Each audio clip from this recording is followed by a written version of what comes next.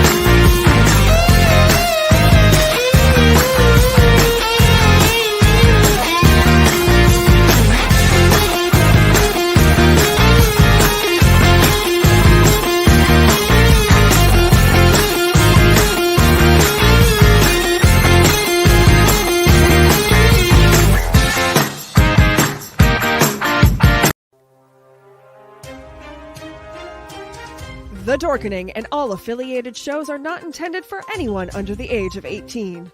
The following may contain discussions or scenes that have adult situations, graphic violence, nudity, strong sexual content, and graphic language. This show is intended for mature audiences only. Viewer discretion is advised.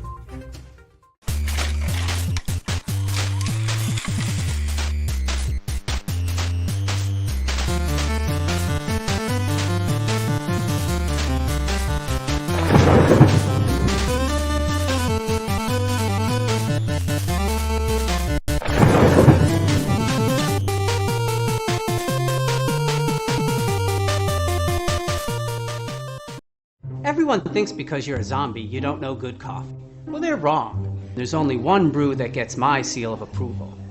Deadly Grounds coffee is my guilty pleasure. The aroma is so intoxicating. It brings all of my neighbors out of the woodwork. Deadly Grounds coffee. Coffee to die for and zombie approved. It's good to get a little deadly. Use the front door! Oh, they're so disgusting. Hey, happy Wednesday, everybody. You're watching the Dorkening. My name is Leo. Hopefully I can get that right. You know what? We're going to have a lot of fun tonight. And without further ado, Yo, how's it going? I'm all right. How's everybody doing tonight? Doing great. Alpha Brandon. Hey, kids. I'm doing well. I hope that's the case for you guys and everybody else out there who's watching this fantastic program tonight. You're listening to the Light FM. Sorry, I didn't mean to go all light and easy. Midnight. You reminded me I need to push this live on the radio station. So see, look, everything happens for a reason. I'm glad I was here doing. I thought he was going to remind me. I need to call Delilah tonight. Yeah, Delilah. Hello, I'm Derry Merbles. I'm filling in for Delilah tonight. Hey, Tom. And if you don't know, we have an independent radio station, Dead Dork Radio. So push us live there. So if you're driving home, just tune into Dead Dork Radio and Yeah, that's Jimbo. right. Be there or be somewhere else. We haven't quite figured out the catchphrase yet. So a lot of stuff going on. Some news. We didn't, we had such an awesome show yesterday on Splash Pages. We barely had any time to talk about the news. So we got some cool stuff to talk about, including. Well, Leo, just why don't you start? Oh, sure, I can do that. Spreading the news. Nope, sorry.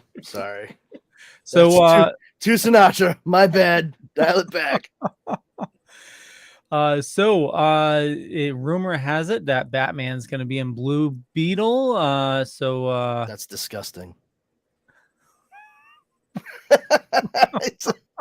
Never going to get a good rating to saying. They had to fit Bat Dong in there somewhere. So it's PG-13 my ass.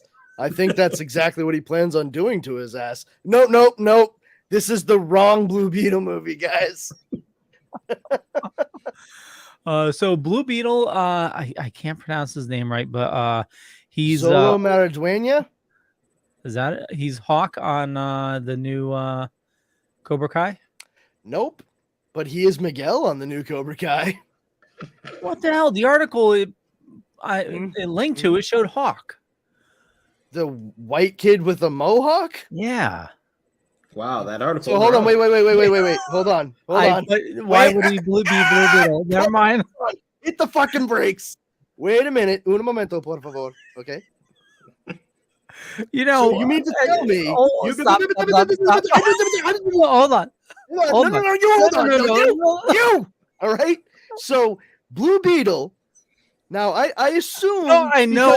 DC okay, kid, here's you the are thing. somewhat familiar with the new Blue Beetle, right? You know that his name is Jaime Reyes, correct? Stop. Hold on a second.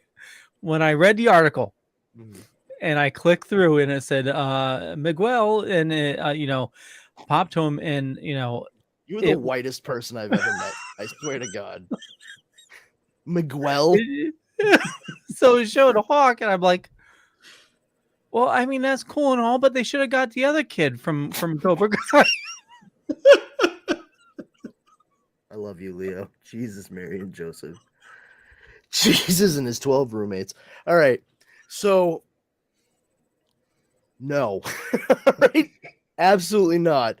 I mean, just from context alone, Leo, the fact that you made that statement should have told you that the paper white boy with the brightly colored mohawk named Hawk in Cobra Kai was not going to be playing Jaime Reyes in Blue Beetle. I realize that now. Yeah, no, you get that now. Yeah. I'm really driving the point. The problem is now that you get it. I'm being as subtle as a fucking jackhammer at the moment. Okay, it'd be more difficult for you to not get it at this point. But yes, the young man who plays Miguel or Miggy on Cobra Kai, Miggy is the name that his mother calls him. Cobra Kai, a totally fantastic show, by the way. I mean, up until this most recent season, I enjoyed this recent season. Well, we are different, aren't we? I mean, listen, Dara and I sat down to watch Cobra Kai this season, and we went through it, and I honestly have to say, particularly with every single scene involving Terry Silver, it was a fucking chore. Because that shit felt like it was being written for an episode of All My Children. Like full on melodrama and soap opera. Like it was just not great. The other thing too is just we came up with a drinking game that would absolutely assure either almost instant inebriation or alcohol poisoning, depending on how far you take the game. Nice. Take a shot of alcohol every time you hear anyone at all say the word valley. Because I swear to God, there was at one point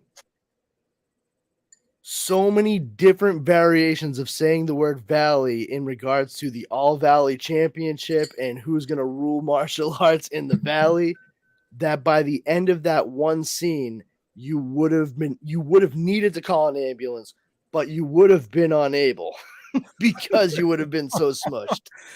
But Like, then they had to make sure they took over every karate studio in the valley. Dude, how is no kid in that entire fucking area into basketball Yeah. or soccer or football instead? I just yeah, don't it was everyone's into karate. Like, so this is where the Teenage Mutant Ninja Turtles are still played every day at 3:30 p.m. Like, I just don't. Well, and where are the frigging cops? It's like They're scared of all those kids who know karate, bro. Yeah. Like, the yeah, valley is dangerous. yeah. Take a drink. So anyway, Miguel is Very good, Leo. is the new Blue Beetle, and Zolo Maridueña is going to play Jaime Reyes. Yes. yes, and quite possibly we may get Batman in it as well. Why? As a cameo. Yeah, I mean, exactly what Yo-Yo said. Why? Well, isn't he a Batman fan? What? No. No. I mean, what does it fucking matter? Batman has nothing to do with his story whatsoever. Well, I mean, he could be a I mean, what's his face? I thought Freddy was a Batman fan in Shazam. I didn't see Batman showing up there. You know, like, no, this putting Batman. I hope Batman doesn't show up in it. How about that? I hope that's an unfounded rumor. It sounds to me like somebody's wishful thinking, to be perfectly honest. Or they watched Brave and the Bold. Yeah, I feel like my wishful thinking comment lines right up with that. Like, I saw an episode of our cartoon once, and I want it to be just like that. Yeah, that's the definition of wishful thinking. Like, you are wishfully thinking that this will happen. Not you, but one, Yeah. Well, so, it definitely, so far as we know, it survived the cutting block from the DC project list. So it's yeah, I mean, it was actually must being have shot some as an HBO Max movie, and they decided, like, no, we want this to be theatrical. I think that's great because it's it's another superhero movie. It's for a younger demographic. It's great to have a Latino superhero out there. But also just the fact that for character, the different types of characters that we're seeing insofar as power sets, it plugs right into that, like, cosmic / mystical, like the middle ground between the two.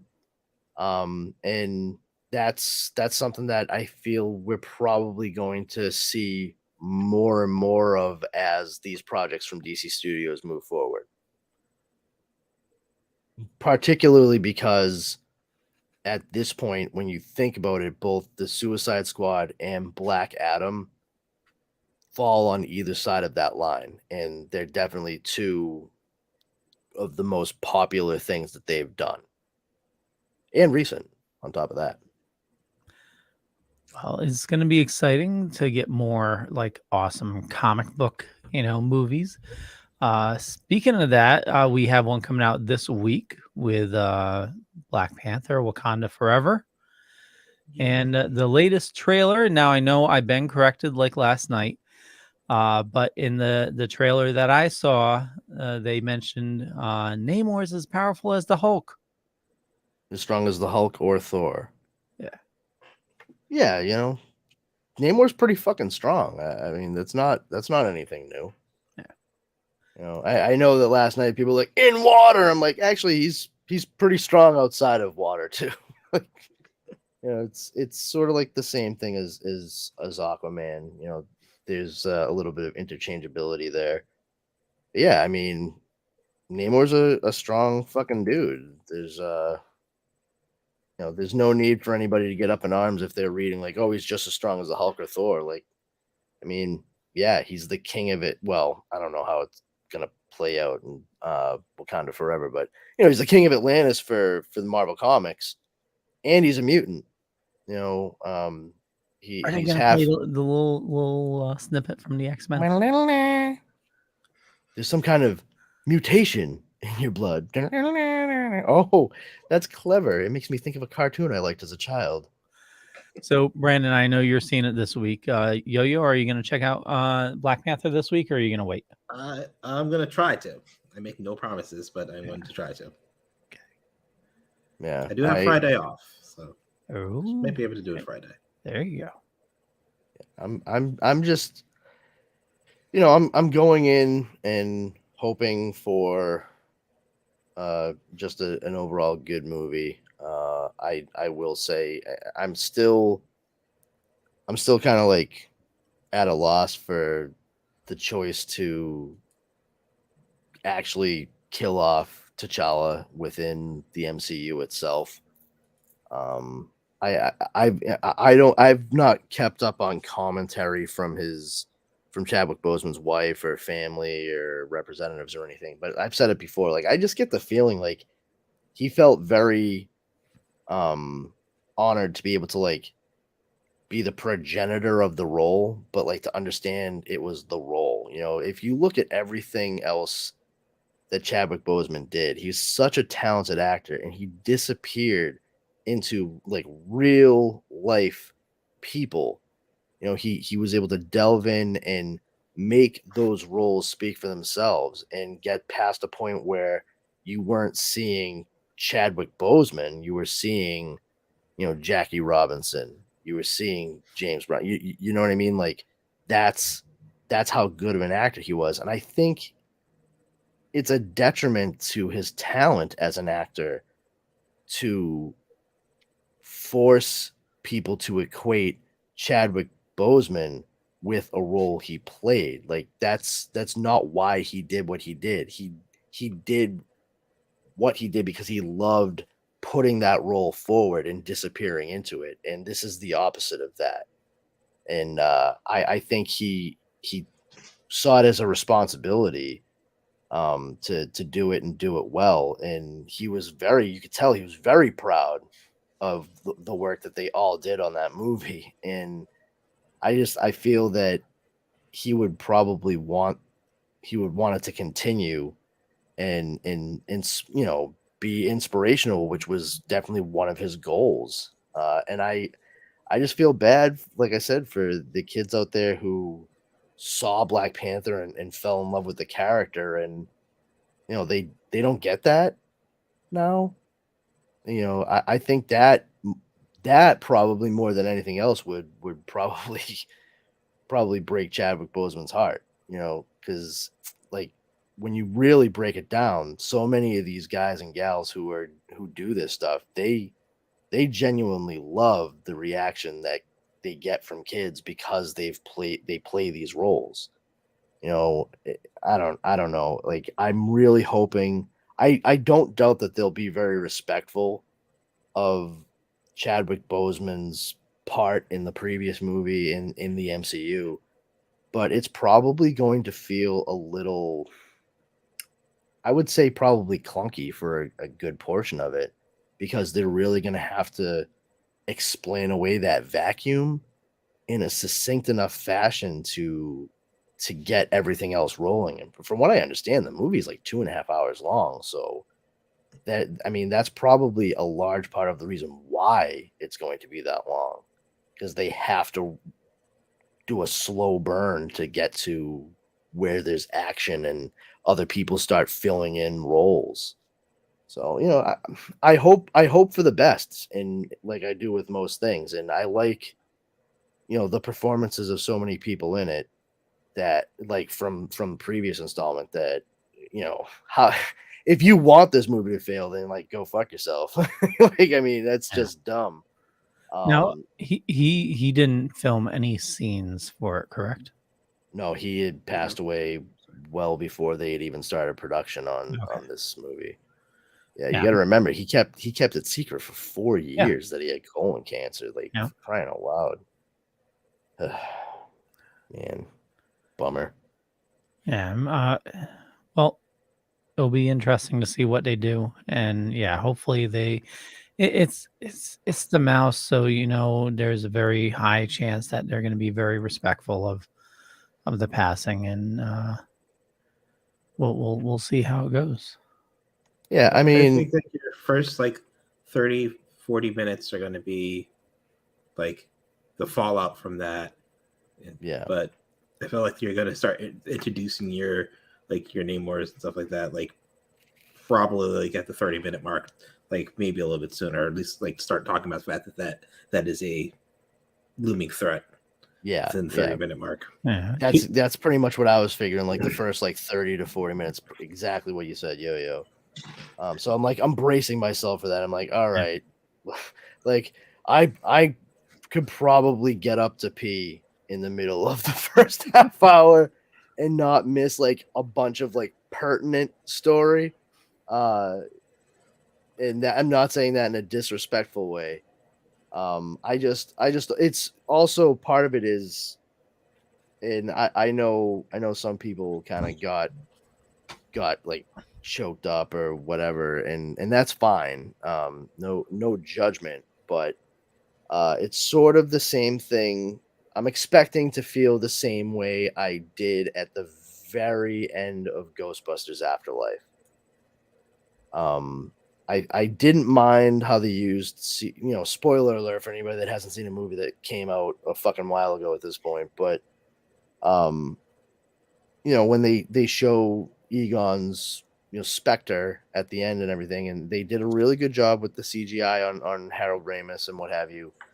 I didn't mind any of that. Like some people thought that was schmaltzy, whatever. No, I'm like, no, that was a good button, in a nice way to say goodbye to the character for sure.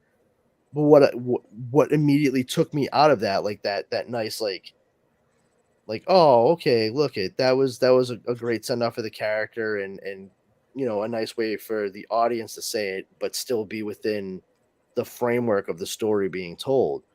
But then within the movie, like as he dissipates, it turns into the words "for Harold" in the sky, like straight up, like looking like credits, and then they still cut to showing the bridge with the Ecto-1 running over it towards New York City. I'm like, the movie wasn't over.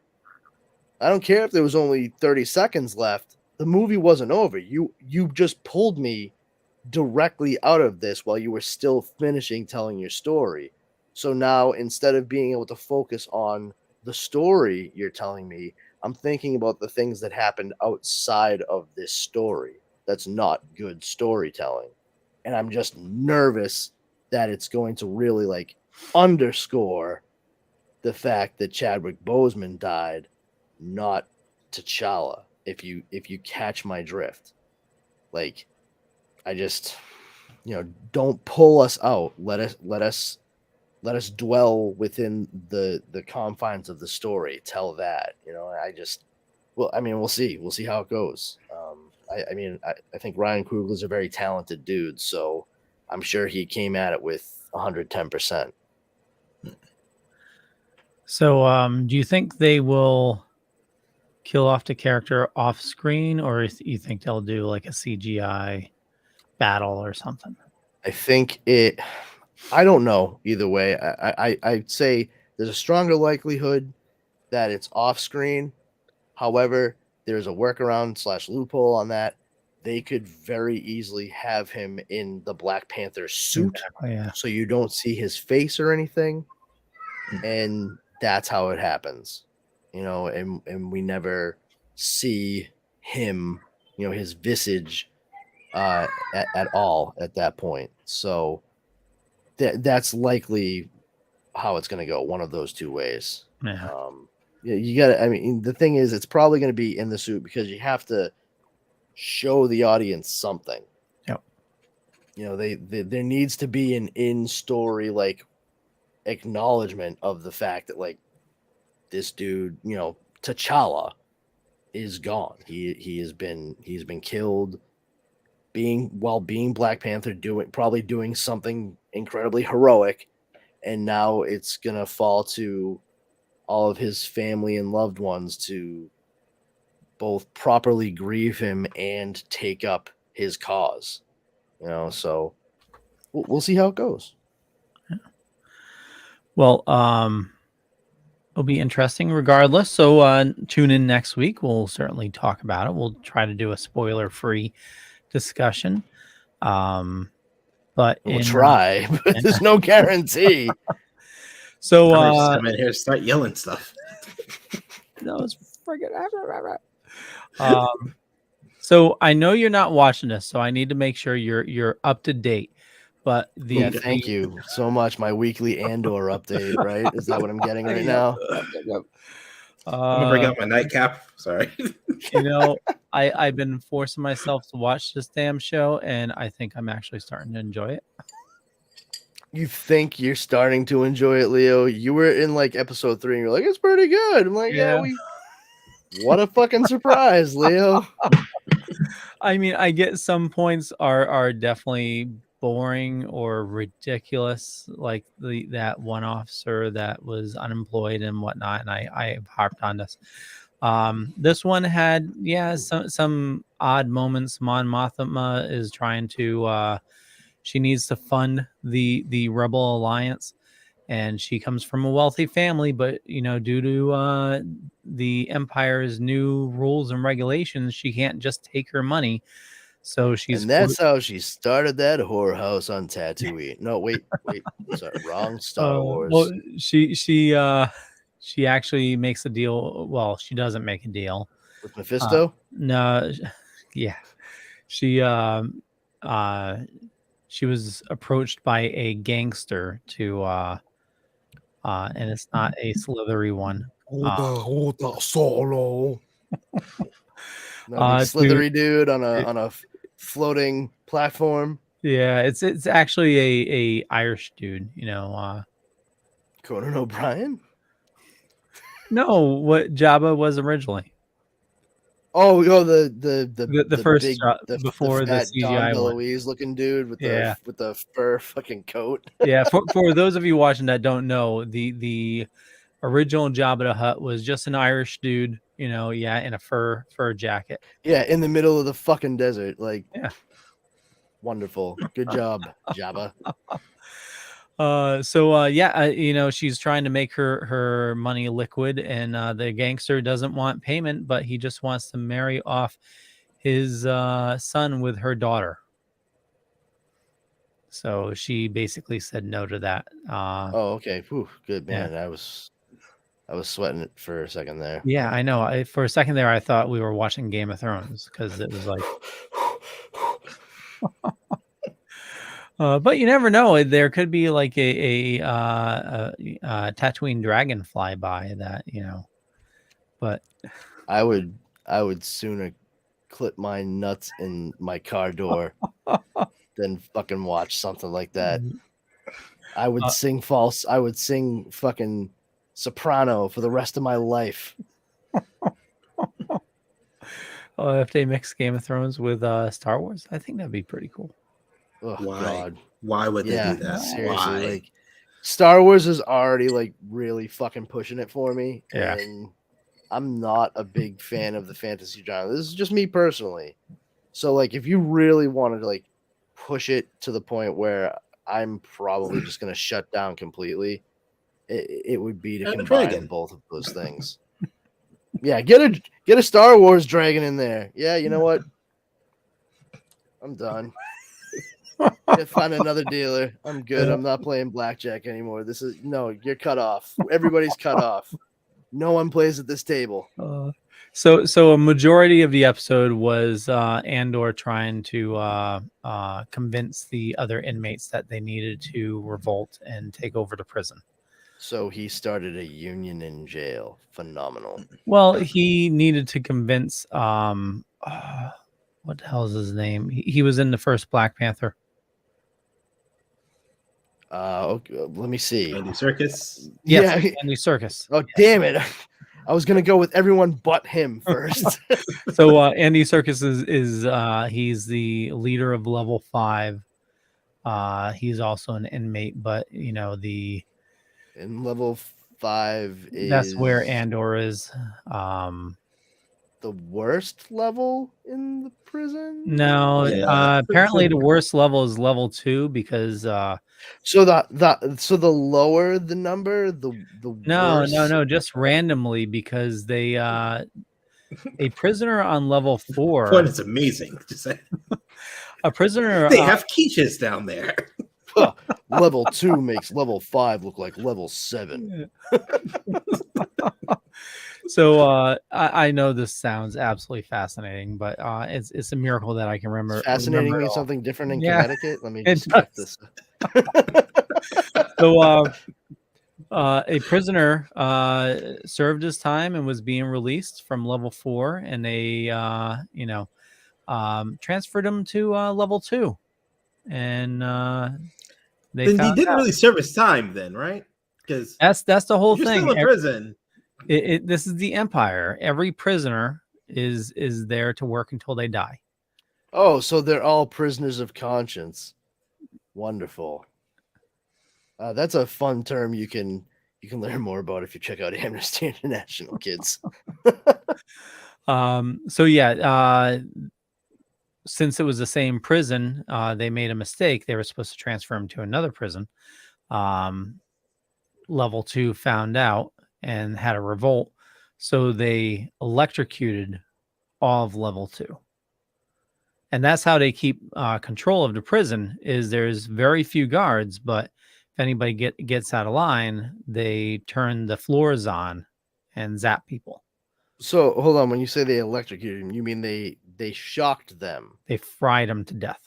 to death? Okay, all right. Well then, Yep. that's what I had in mind when you said electrocuted, and Yeah, got it. well, they made sure you knew that because in the beginning, well, like 2 episodes ago, one prisoner was like fed up with it and decided to commit suicide by just stepping out of his cell at night. Oh yeah, you Yeah. mentioned that. So yeah, That's cute. I mean, I've read that Stephen King short story / seen the movie Stephen King's Cat's Eye, but that's nice that they cherry picked a torture from Quitters Inc. starring James Wood. That's literally like he's a guy that signs a contract with a self-help to quit smoking cigarettes, and he doesn't realize that what he has signed is he is being watched constantly, and any slip up results in dire consequences. really. And yeah, at one point they grab his wife and his young daughter, who's played by Drew Barrymore, who has a developmental disability, and because he grabbed like a snipe out of his ashtray in the middle of like a traffic jam on a bridge. They saw him, and they nabbed his wife and kid and threw them in a room where he was on the other side of the glass and had to watch them as they turned on the electrified floor. Oh wow. Yeah, and it's a good one. Like it's part of an anthology movie called Cat's Eye. Hey, Jibo. And I read the short story and I was like, this is fucking horrifying, especially because at the end of it, they were the Quitters Incorporated was recommended to the guy by someone else, and they have that guy and his wife over for dinner, and they tell James Woods after his wife and his daughter get shocked a shitload of times. His wife's like, "Oh my god, I can't believe you're doing this for us." Blah blah. I'm like, "You're fucking real. You're a real trooper there, lady." Like she's like, "Yeah, keep at it then, and just make sure they don't hurt us anymore, and we'll be fine." And the guy's like, "Yeah, because the next time we start chopping off your wife's fingers." And at the end of the movie, like the next scene, he's like, "Oh, seeing the guy again." He's like, "Yo, you gain a little bit of weight. I want you to take these diet pills. Take a walk at every evening. Yada yada yada." And then it shows them at dinner, and they're with that other couple, and they go to have a glass of wine, and the other woman goes to pick up her glass, and she's missing like 3 fingers on her right hand. Oh geez. And she's like, "The slip ups happen, but they're worth it." And I'm like, no, they are not. Yeah, and that was pretty much how the short story ended too. It's only like like 15 pages or something. But Wow. I read that when I was 10, and it stuck with me. Even after I started smoking cigarettes like a fucking moron when I was 21. Well, so with Andor, just to finish things up, so Andy Serkis is this like mean, shift commander. He's very stern. He only has so many shifts left before he gets free, and Or so he thinks. But does he get free? Because I thought you said they don't get free. Well, he has to get free. here's the Otherwise, thing. how's he gonna die in Rogue One? Oh yeah. So the whole, this happened for like 3 or 4 episodes. So the whole thing is 3 or 4? What the Be free one day. yeah, I think it was 3 episodes. It went on for probably like months. 2 episodes too long? Yeah. So anyway, he's this, he's stern. He only has so many shifts left. He's gonna get out of here. He wants everybody to just, maintain control and just stay in line. He's just like that old commander, like just, do things, and one day you'll get out of here too. But, Andor is trying to convince him, hey, we need to revolt. And finally, this, a trope you've seen a million times. There's this Andor, my boy, I already find you quite revolting. There's this old guy that's working with them in the shift, and everybody's helping him do his work, so that he can just continue on. And the old guy dies, and the doctor comes to put him out of his misery, and then the doctor tells him, hey, everybody on level 2 fried. And that's when he musters up the courage. We got to get out of here.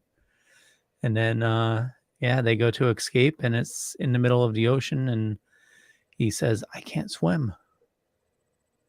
And that's the last you see of him. What a cliffhanger. Yeah. I'm on the edge of... We'll find out what happens next week. So I know I can't wait. I mean, he can't swim, so I'm assuming he drowns. Yeah, but Yes. the other 4,000. He's reincarnated just in time to be in Rogue One and then die again. Oh no! Andy Serkis can't swim. Oh, Andy Serkis can't swim. Yeah, well, fuck that guy.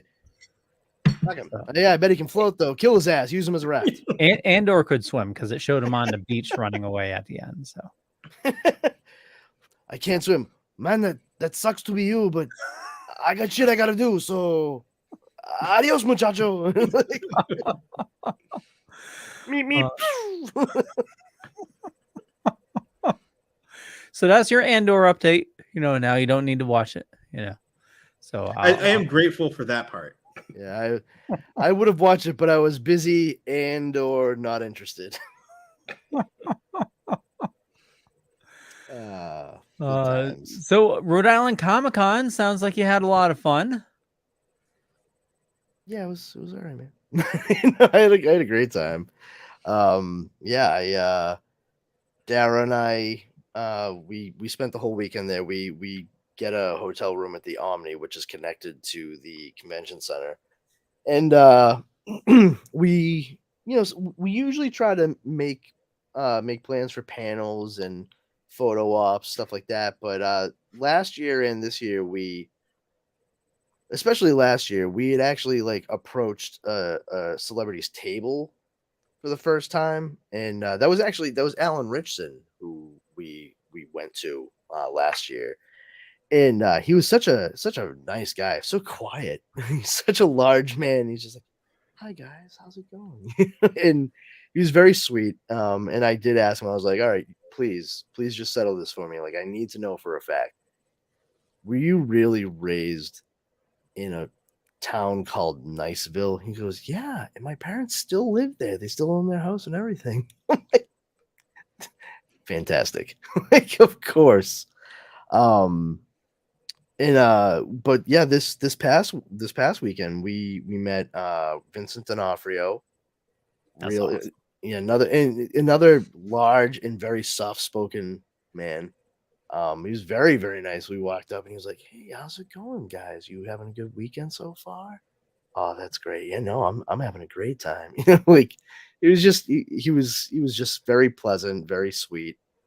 And then We also met Rachel McFarlane, the voice of Haley on American Dad, as well as numerous other roles in other projects. She is the sister of Seth MacFarlane from Family Guy and Ted and American Dad and all that. She was absolutely lovely. She actually she took a photo with us. We got photos with everybody that we met. But she signed a, a, a photograph for us, and a print for us.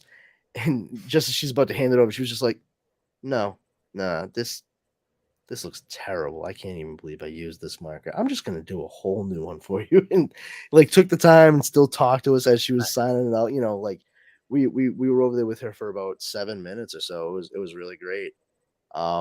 We went and got a photo and autograph from Tara Strong, which we had met her before. But Dara is a big fan of the original Powerpuff Girls, especially because when we were all college aged, Dara was still she was still dyeing her hair blonde as she had throughout like all of high school. So she was just like this itty bitty blonde, and they used to call her Bubbles because she was just like like tiny pipsqueak, just like the character from Powerpuff Girls. And so Dara had Bubbles, who's voiced by Tara Strong, the original, the very first Funko Pop. And when she actually like pulled it out of the box, like Tara Strong and her boyfriend, they were like, "Oh my god, like we haven't seen one of these in forever," and not since the days of cartoons and inaugural programming. And so she signed that, and we got a photo. But then some of the really great conversations and meetings that we had were Connor Leslie from The Man in the High Castle and Titans. She played Donna Troy on Titans. She was an absolute delight. She really was. I ended up talking with her about Man in the High Castle because the series on Amazon was based on a book by Philip K. Dick. And I actually didn't realize when I started watching Titans for like a full season that she was the same actress that plays the sister of one of the main characters in Man in the High Castle. And it just speaks to how talented an actress she is, as well as like how they had to really change her look from how she appears in real life considerably in Man in the High Castle, because she's supposed to be a bit more drawn out and sort of run ragged. Did you say Connor Leslie? Connor Leslie. Hi, I'm Connor Leslie. I play Donna Troy Wonder Girl on Titans and Trudy Walker on Man in the High Castle, and you're watching The Dorkening. There you go. Yeah, that's her, man. Yeah. And yeah, she was great. And when I said that to her, she like lit up. She was like, "Thank you so much." Apparently she was like, I had to fight with them on Man in the High Castle. They gave me, and she was like, they gave me Pretty Girl Exhausted, which was just like they put some dark rings under her eyes and that was it. She's like, "No, I need to look like on the verge of being absolutely sick. Like I need to look like I'm about to pass out at any given moment." And it worked. It really did. And I told her about like my own personal history, because my father was he lost his dad in the Battle of the Bulge in World War II, and because of that, my grandmother was only 1 month pregnant with my dad. So my grandfather was killed 8 months before my father was born. And that means he ended up being the youngest of 5 instead of like the middle of 10 if my grandfather had survived. And because of that, my dad had, not because of that, but my dad grew up and he was a teenager when the 60s hit. So he was already like a geek into like the Phantom and the Shadow and all that stuff from the 40s, when he would have been really little, coming into the 50s, radio programs and stuff. And then the Silver Age occurred for DC and Marvel. So you got Fantastic Four, Spider-Man, the Incredible Hulk, the Silver Age Flash, Green Lantern, and he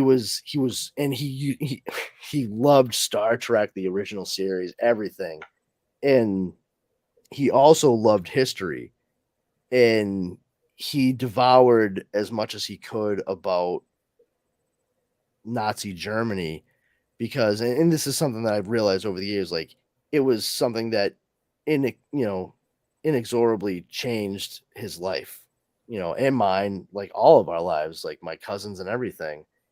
And especially because he never got a chance to even meet his father, I think it was kind of taking like that fear of the unknown and trying to make sense of it, like to see the unreasoning hate that was the cause of all this, to try to understand what it was like to just be that inhuman. And of course, nobody can. I myself, I used to watch and read a bunch of stuff because it was sort of the same thing. I was trying to like wrap my head around it, and it got to the point where I was like, I was making myself sick.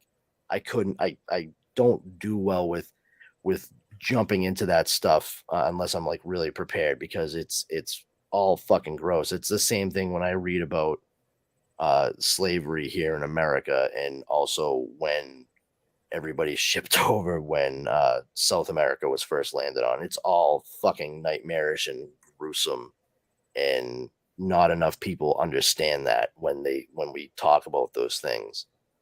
But my father, I think, was trying to take some of that and just get some kind of meaning behind it. Like, I need to know, like, why this took my father from me. Like, why was this a thing? Like, how did it happen? And Philip K. Dick wrote his book, The Man in the High Castle. So it's a science fiction book, and now it's an alternate history, and like the Nazis actually won. It's like, well, that goes right there with like history and science fiction. And my father, like, probably inadvertently like pushed me towards like loving alternate reality stuff. Hence, like, I'm into like what ifs and Elseworlds and everything. But I told Connor Leslie all this, and she was just like, "Oh my god! Like, thank you for telling me that. Like, this just like made my day." And I love alternate reality and alternate history stuff too. And I was like, "Oh, you should check out my podcast, Comics Paradox. It's on the Dork." Blah, blah, blah. And she was really cool. And then we went over and met with Jason Marsden, voice actor. He was Max on Goof Troop and a Goofy movie. Voice of what? Robin? Was he the voice of Robin? Wait, did you say Jason Marsden? Oh, Christ, I'm a crap. What's happening? Jason Marsden here. One more time.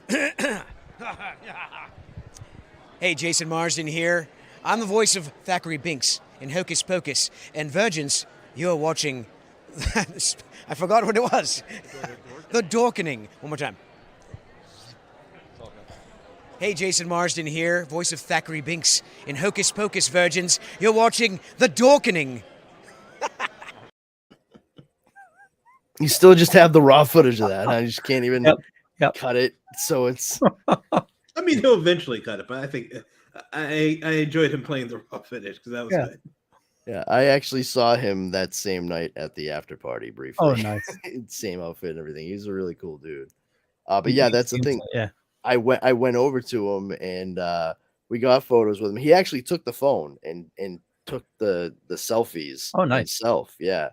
And we have like 5 photos with him. He actually took my phone, right? He was like, "This one's for me," and just took a selfie of himself. He's like, "All right, now we'll do the ones for you." And yeah, it was great. And I'm talking with him, and I was just like, he's like, "So you get an autograph too? What print do you want here?" And I was like, "I want that one." He was just like, "Eddie Munster, yeah." And I was like, "Yeah, no, that one." He was like, "Well, really?" I'm like, "Yeah, really, man. I want you to sign the Eddie Munster one." And he was just like, "Oh, sure. Okay. Wow. Okay." And then he started telling me about the jacket that he wore as Eddie Munster in the New Munsters back in the 80s. He's like, this jacket was $4,000. And I still have it. Yeah. But we were talking for a good 10, about 10, maybe a little bit more than 10 minutes, and then nobody was there when Dara and I walked up, and the next thing we knew, I swear to God, it was that people like saw us interacting with him and getting the photo and what have you, that they were like, oh, we should get in line now too, because he and I were just like engrossed in conversation. And then he actually looked past me. He's like, oh, hey, I'm sorry, man. I gotta cut this short. There's like a lot of people there. And I was like, oh, yeah, there is. Thanks, man. And he shook hands. He was like, oh, thank you so much. And that was that, made my way away with Dara. And then we also met John Glover from Smallville, Lionel Luthor. He's also in Gremlins 2, The New Batch, as well as like Scrooged with Bill Murray back in the day. And that dude is just a ball of energy and a full-on goof. We had a lot of fun talking with him. I actually remarked because I didn't realize until he started signing print for us. I was like, oh, he's left-handed. And not only that, like my mother was left-handed, and she's the one that taught me how to write. And I was like, wow, you wrote that in a remarkably straight line for somebody who's left-handed. And he goes, oh yeah, not only that. And we started talking about it. He goes, you'd be surprised how many of us are making a comeback. And, Wait, did you say John Glover? Hi, I'm John. I'm still John. I was John a little before, and I'm going to be a little John after, but I'm at the Dorkenage. The Dorkenage. I love it. Yeah, he was just like he was like a friggin' sack full of snakes. He just like couldn't stop moving, dude.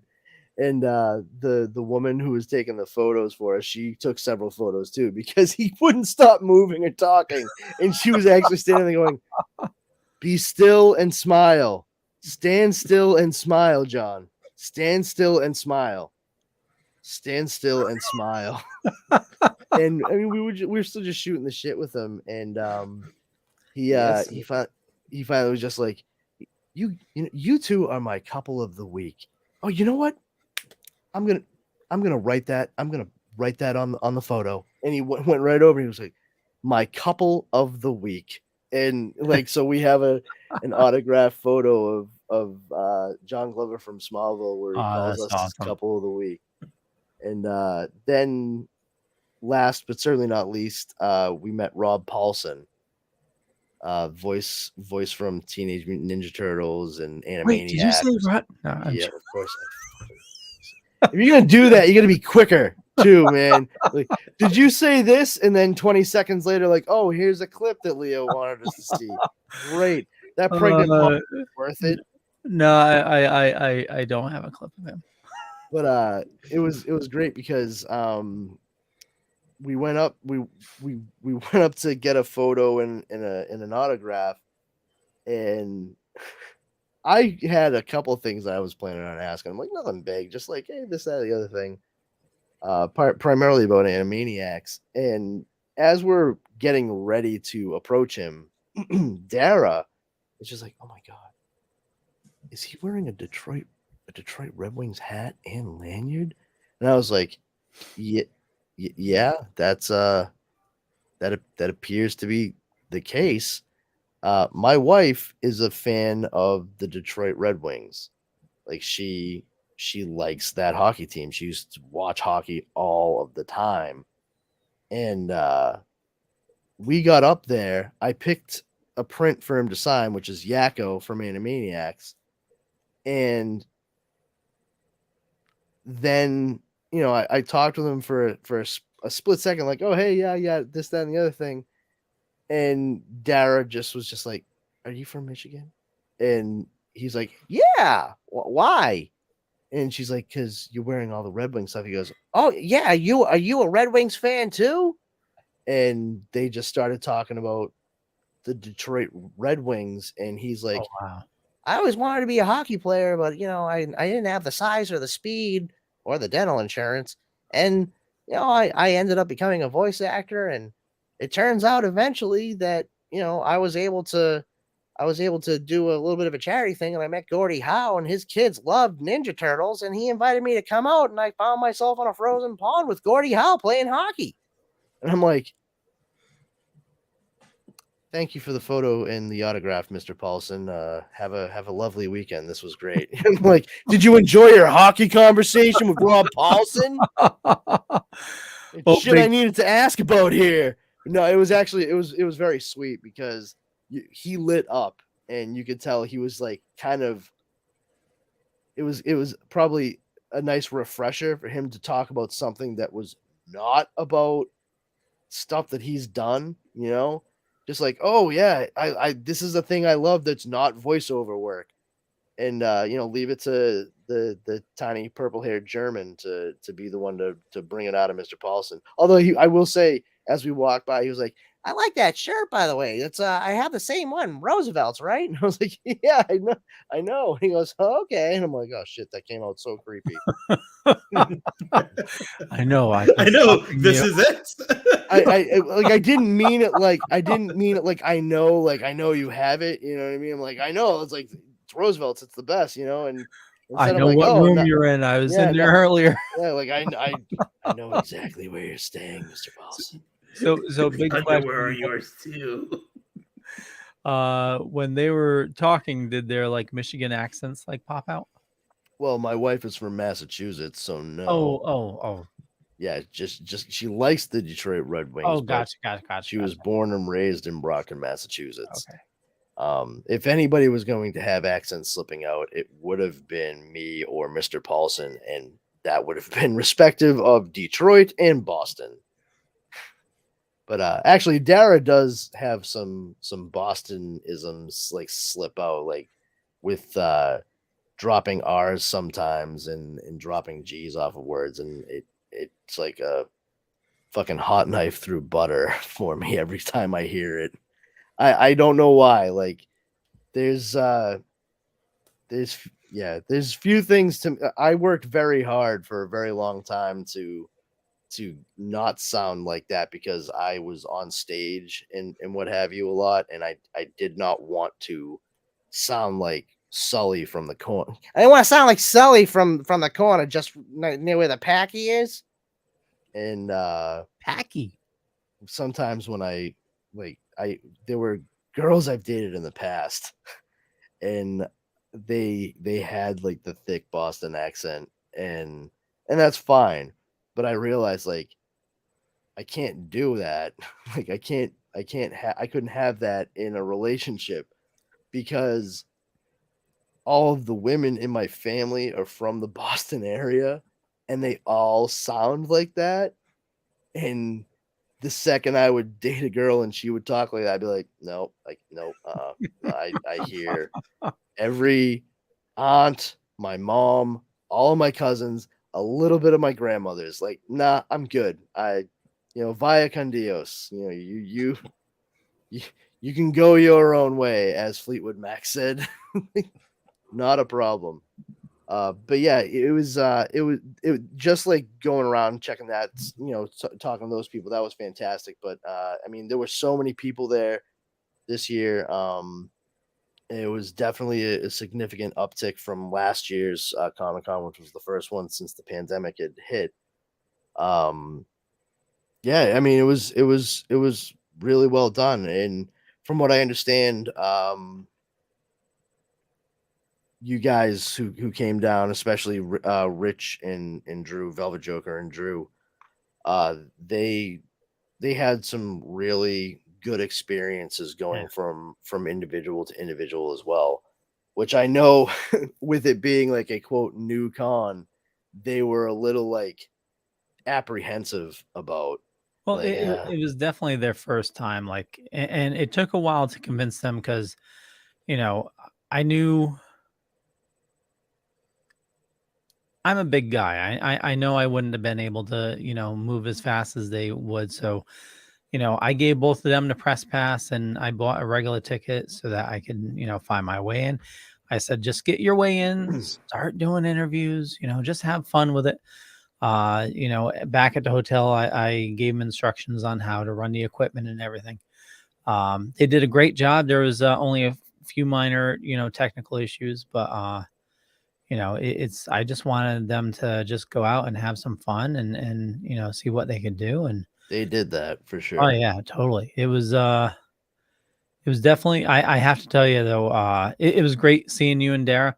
But I was on the verge of being dead when you guys ran into me. Yeah, I mean, not for nothing. In a very sweet and concerned way, Dara did turn to me and she was just like, "Does Leo always look like that?" And I was like, "What do you mean, the face mask?" And she was like, "No, he looked very tired. Like he probably was about to like pass out." And I was like, Oh yeah, I was on the "Oh, verge.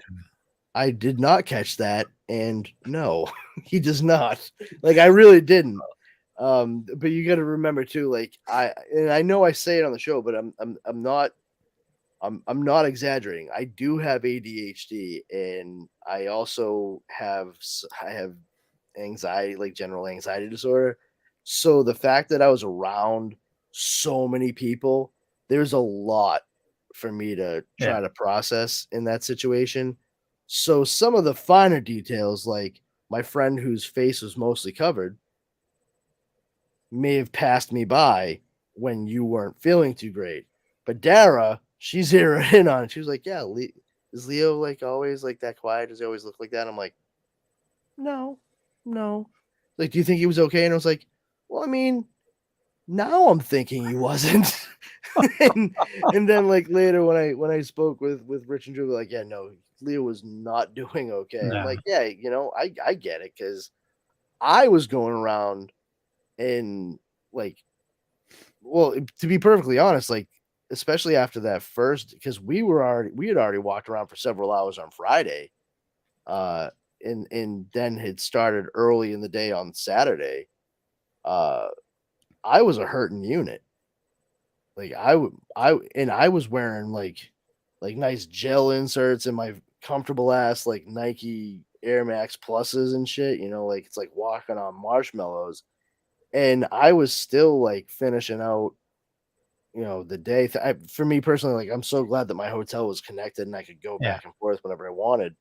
Because like we went upstairs at one point just to like decompress, and I drank like a full bottle of water with 2 ibuprofen, and just like I undressed and put on my basketball shorts and a t-shirt, and I was like, "I'm just laying down. I'm just laying on my back. I'm not going to sleep. Don't worry, I'll put the CPAP on if I nap. It's fine." And then Dara was like, "Hey, are you falling asleep?" I'm like, "No, I had an itchy nose. Like I went, it's not a snore. Get off my back."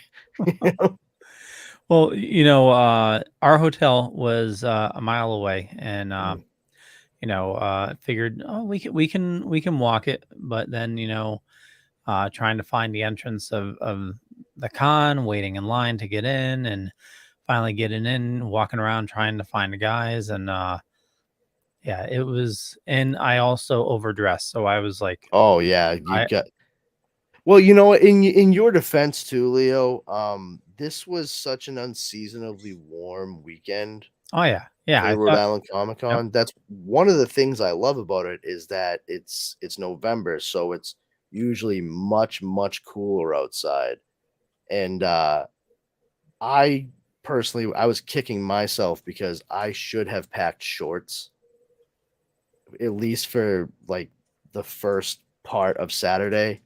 And my prepared for every situation ass, because I was fucking trained by a Green Beret while I was in Boy Scouts, did not once think, "Oh, let me pack these. I'll put this pair of shorts in here." I had my basketball shorts, like I said, but those were for kicking around the fucking hotel room. You know what I mean? Like, I'm not going up to meet Vincent D'Onofrio wearing my and one shit from Walmart. Get the fuck out of here. Granted, if it were 1998 and I was wearing and one stuff, I would have been pimping. But yeah, Yo-Yo knows what I'm saying. Like when I walked into Walmart a couple years ago, I was like, oh, and one's at Walmart now, huh? Yeesh. All right. Fair enough, I guess. So yeah, I was definitely overdressed. I was wicked hot, and I made the mistake of not drinking any water like that day, and that fucked me up. I Dude, was it's so easy to walk so much more than you think you have in that place, and the dehydration will hit you hard. I honestly, I brought water with me, and I did the same damn thing on Friday. I did not hydrate enough, and I was there for Jesus 6 or 7 hours. You know, it opened at 2 for me. I was VIP, so I was able to get in at 2. And I did not drink nearly enough water in the time we were there. And by the time we went to dinner that night, I was not in great shape. Like Dad's like, "What do you want to eat?" I'm like, "I don't know. I think I might just get a few appetizers. I don't know. I'm good." like, great. And I'm like, "Oh no. I'm sorry. I'll still have cheesecake. I will still have that fucking cheesecake. You better bring that shit here. But what do you want to eat? Like, just bring me some water and a Tex-Mex egg roll, I guess. I don't know. Yeah, and that cheesecake. And that I cannot stress the importance of that fucking Reese's peanut butter cup cheesecake you bring me. But yeah, it's real easy to do when you're there, man. And there's a lot honestly, going on. So like that Saturday too. I mean, it got so warm. The people at the convention center Saturday was warm.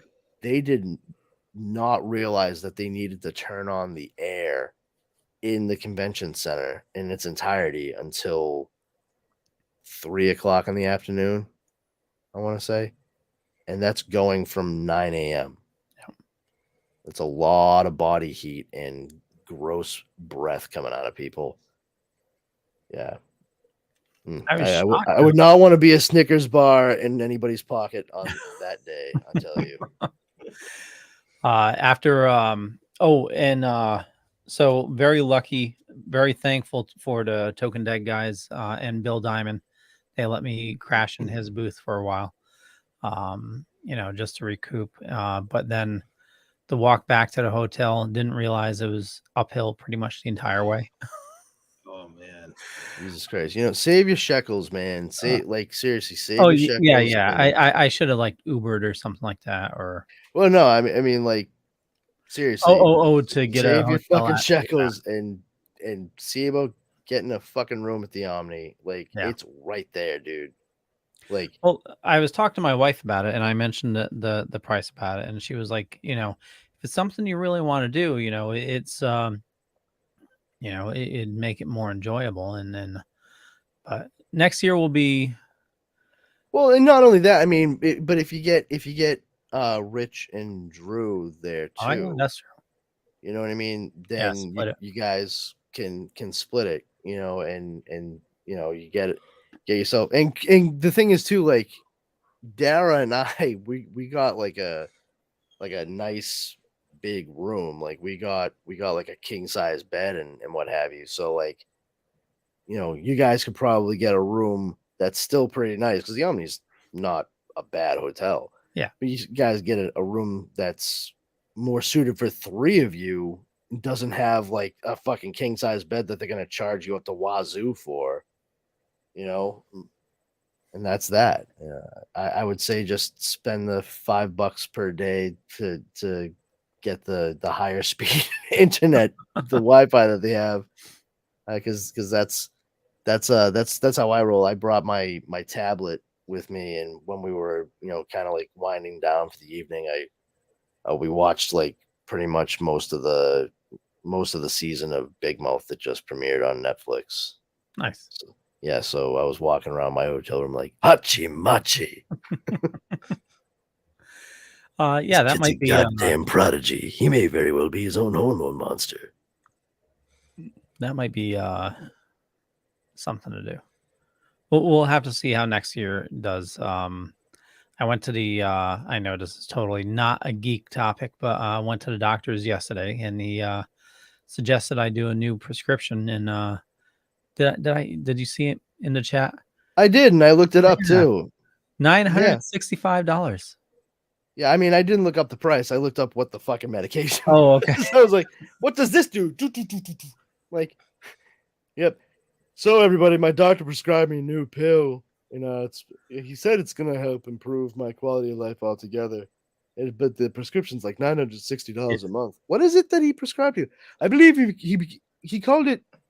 Let me see if I get this right. Methamphetamines? Is that? I think that's what he called it. Well, it's He said there is a generic version.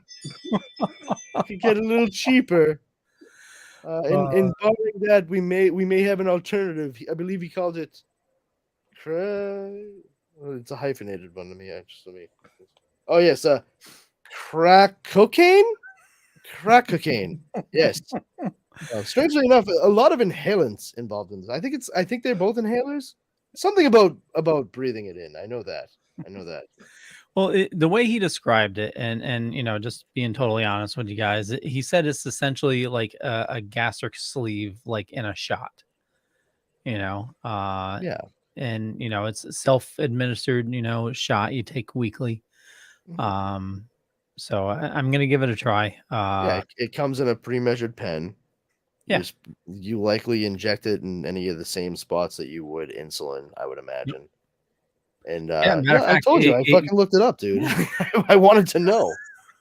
Yeah, and apparently that's what it came from. It was a something to do with like a diabetic medicine, but they found out, it does all these other things, and so it'll be interesting. But I'm gonna wait till my insurance switches, resets for the year, and that way I can easily wipe out my deductible, because we know insurance sucks. So it's, yes. America, you're the Yeah. best at being the worst. It's open enrollment, and so that reminded me I need to look at that packet. Yeah, There definitely. you go. Hey, good thing Leo started talking about it. Yeah. That's right. Here at the Dorkening, we're going to remind you to check out your open enrollment for insurance benefits at your work.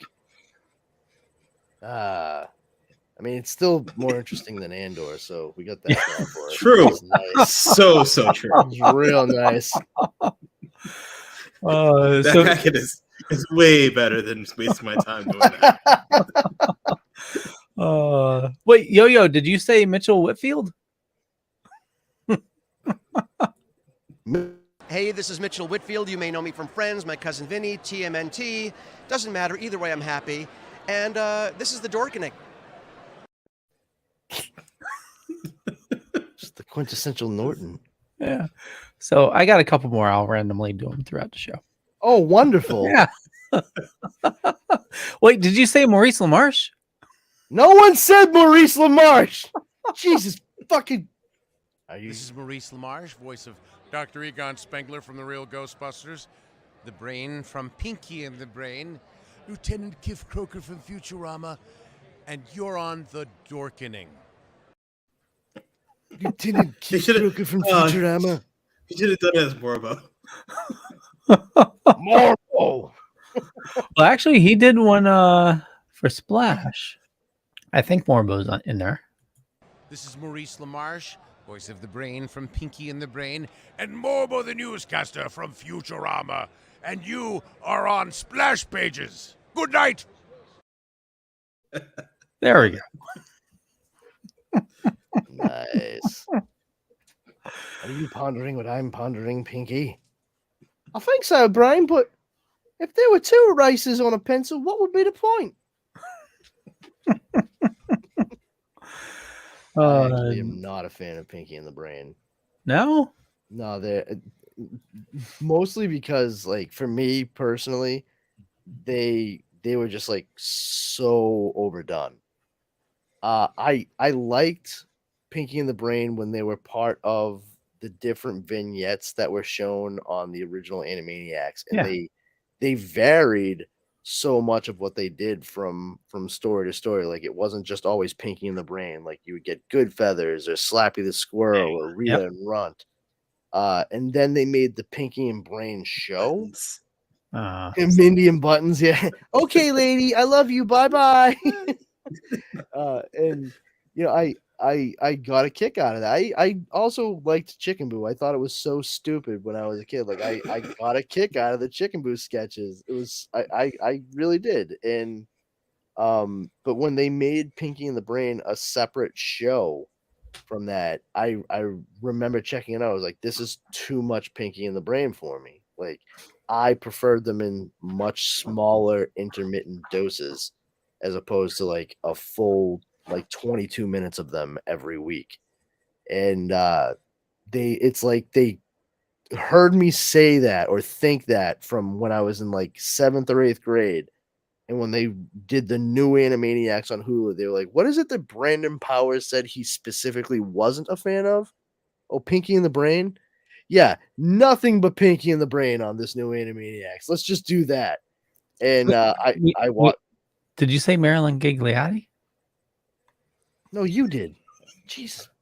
Hi, I'm Marilyn Gigliotti. You may know me as Veronica from Clerks and Clerks 3, and you are on the Dorkening. Got it on the 37th take. In a row? Because that's a number from Clerks. If you've seen it, wink. You know, if you wink, you don't need to say a wink. Oh, okay. Wink. Yeah, she's really cool. She's super tiny. She's so small. Yeah, last year at Rhode Island ComiCon, they had the Clerks 3 cast there, and Dara and I got a photo with all of them. It was really cool. I was wearing my Fleischer Superman T-shirt that day. Oh, nice. Yeah, and Kevin Smith. It's very funny because we met him a couple of times, and when we met him at Jay and Silent Bob Reboot in Portland, Maine, I actually dressed as Brody from Mallrats. Like I have the same brown 70s finger hut jacket. I found the shirt that Brody wears, which they made specifically for Mallrats. It's an amalgamation of the faces of everybody who tried out for the role of Brody. Some relaxed jeans and an old pair of black and white Nike Air Force Ones that look incredibly similar to the black and white Airwalks that Jason Lee wore in Mallrats. And the only thing that I was kicking myself for is I didn't have a small plastic like Dixie cup to carry around with me everywhere. But when we walked around the corner at Jay and Silent Bob Reboot, he grabbed me by the like lapels essentially of the jacket. And he was like, "Oh, I know what your fucking favorite scene of the movie was." When Brody showed up, yeah, no shit. But when we came in and I was wearing that, like I was wearing a button down, open, long sleeve shirt, sleeves rolled up. He grabbed me by the sides of the shirt, and he was like, and looked at the suit, and he's like, "Holy shit! Look at that shirt! That's incredible! Fucking A, man!" And I was like, "Yeah, fucking A, man, indeed. Let's take this photo." It was awesome. You know, it was like such a great interaction. The first time we met him at Boston Fan Expo was really funny. Dara was still dyeing her hair red, like a natural red color. And my wife is tiny and very cute. And we strolled up, and Jason Mewes was the one like coming to the front of the line to bring everyone over to take photos with he and Kevin. He grabbed the both of us and he goes, "All right, now." He turns to Dara. He goes, "Now you stand next to Kevin. He's definitely gonna want to meet you. Come over here with me, man." I was like, "Yeah, I'm not mad about that. I get it. Makes perfect sense to me."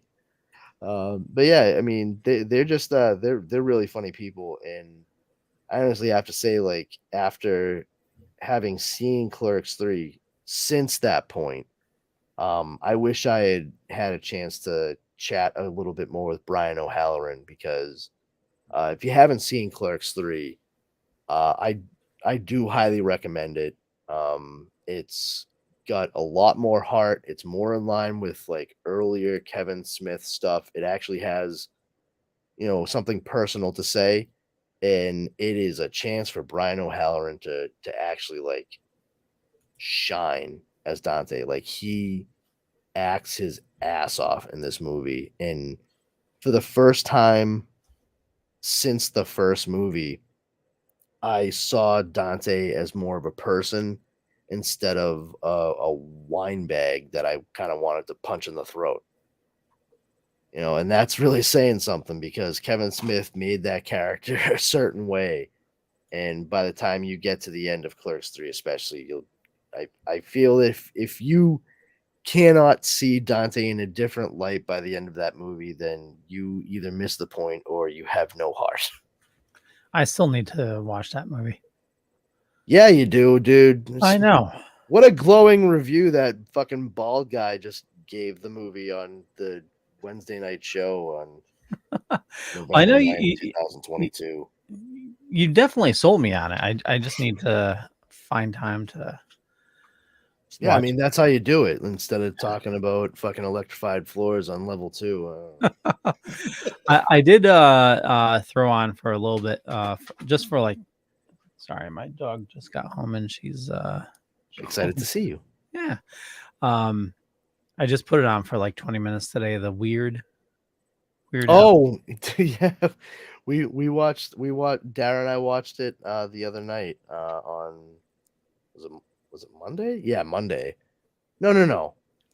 Sunday. We watched it Sunday.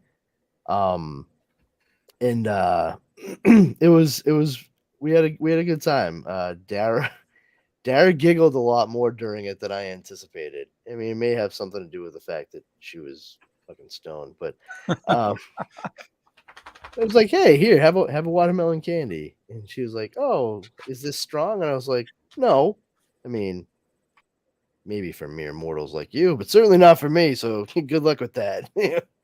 But yeah, she was right. She was right on it, man. And I have to say, it was very clever. I think that Walk Hard and Weird would make for a very interesting double feature. It was definitely well, I didn't finish watching it yet. Like I said, I've only watched a little bit of it, but it's definitely a lot goofier than I thought it was going to be. Like I thought it was actually going to be like a true like biopic. Oh, did you oh yeah, no, Yeah. I didn't think that at all. Not for a second. Yo, have you seen it yet? No, I haven't seen it yet. I saw the trailers. I don't see why anybody would think it was like going to be a true biopic given the trailer. Welcome to me, Yo. Have you met? You know how I have. You're hopeful. I mean, it's really good, and the funny thing about it too is like I'm sitting there next to Dara, and I'm a big Weird Al Yankovic fan. I have been since I was a kid. I had all of his albums. I knew all the stuff back to front. I've seen him in concert at this point 6 times, I want to say. And like I've always enjoyed his stuff, and because of that, over the years, like I was part of his fan club, the Close Personal Friends of Al. This was back when like they used to like mail out newsletters, like a very old fashioned way of saying you were in a fan club. And I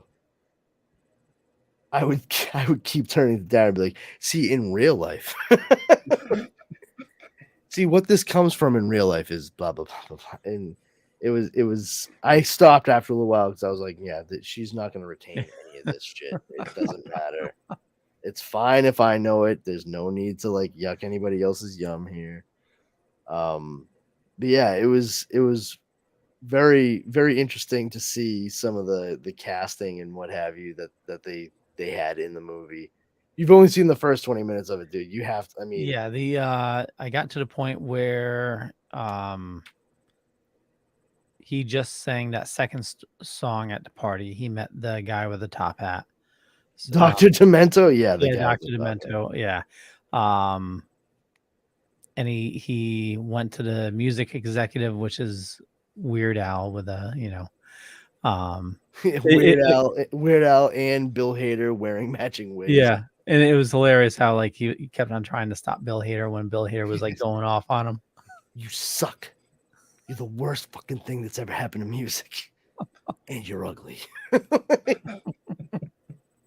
Like, listen, just go out there, perform in front of as many different people as you can, hone your skill, and work on your stuff, work on your presence, and just get out there, expose yourself, and get a feel for your audience, and then sit down and write some more things.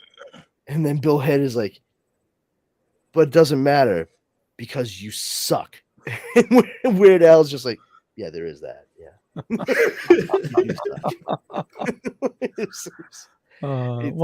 I'm enjoying it. Well, man. Yeah, listen, like I said, watch the movie, and when you finish it, what I said about it being a perfect double feature with Walk Hard, the Dewey Cox story, will make a lot more sense. I've never seen Walk Hard. Come on, son. Oh man. Like, what, Leo? What? What the? How could? Do you know what Walk Hard is? No. This interview is over. Walk Hard is a biopic parody movie starring John C. Reilly as Dewey Cox, and it's supposed to be like a play on like Johnny Cash, like Walk the Line and stuff. Okay. And it's quite hilarious. Yeah, they actually show him going through the decades with his popularity, drug problems, alcohol problems.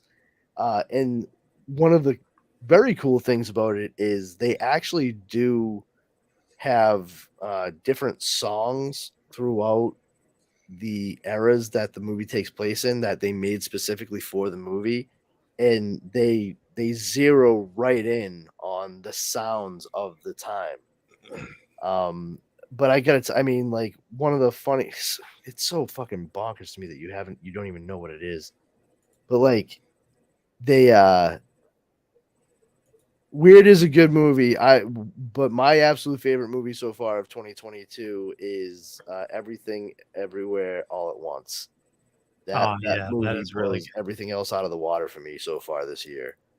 But yeah, like Tim Meadows in Walk Hard as one of his bandmates. I think Tim Meadows is a riot, and he is very, very unsung. Like the guy does. Wait, Tim Meadows? Did you mean Bill Farmer? Hi, I'm Bill Farmer. You might know me as the voice behind Goofy, Pluto, Horace Horsecollar, Sylvester the Cat, Yosemite Sam, and a lot of others. And you are on the Dorkening. Oh, yes, you are. I just love that. Look at the feet. Yeah. No, I didn't. I did not mean Bill Farmer. Gosh. Oh, look, I can do Goofy's voice too. You ain't special, Bill. Sorry to interrupt. Fuckatash. What's fun of me? Fun. Ooh, I can do Sylvester's voice too. I'm just kidding, Bill. It's not sustainable for me. But but Tim Meadows is one of his bandmates, like talking about different drugs throughout the decades. It's a fucking riot, bro. That kind of reminds me. I'll definitely check it out. There was one based on. I want a house, and I want a big house, and I want to make it out of candy. You can't make a house out of candy. It's not livable. Yes, you can if it never rains. Did you see the movie based on the National Lampoons? Could you give me a few more words? It's like it's like half true, half fake biopic of National Lampoons. Biopic. Jesus. Yeah. A biopic? Yes.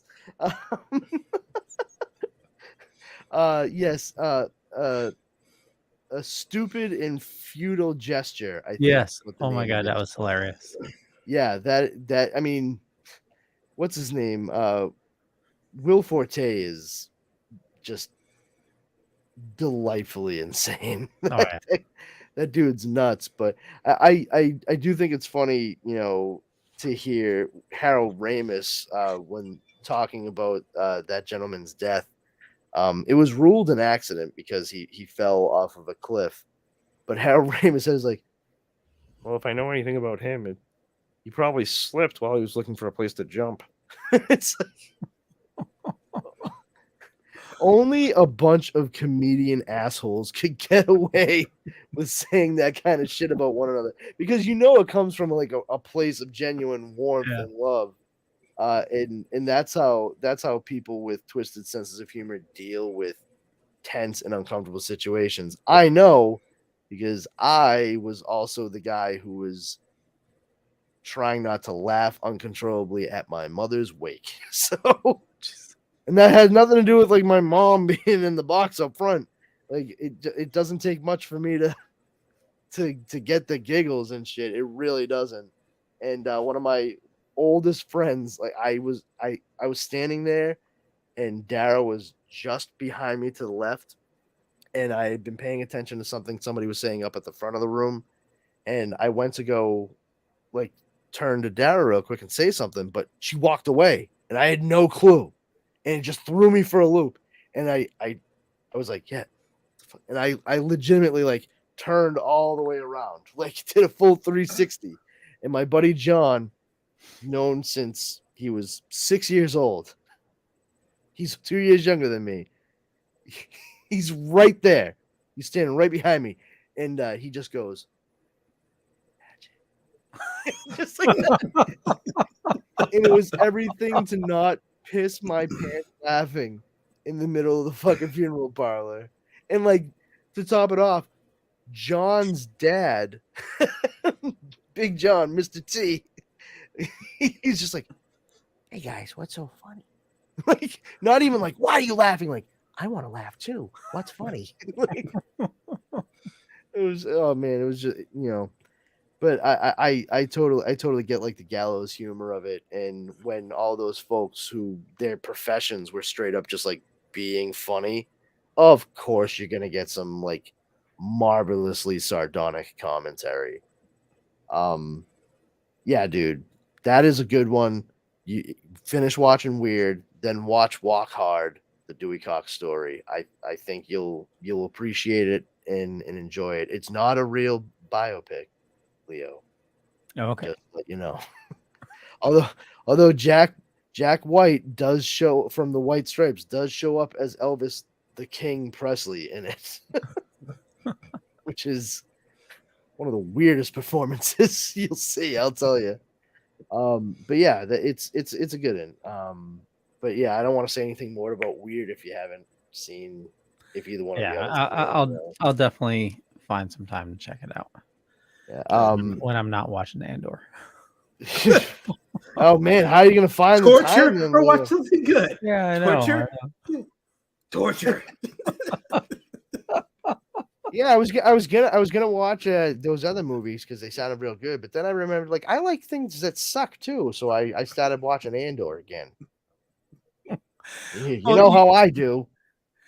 The thing is, my work's been super stressful lately, so it's like I try to, if I can ever like take a lunch break, I try to like break free, just chill out on the couch, find something to watch.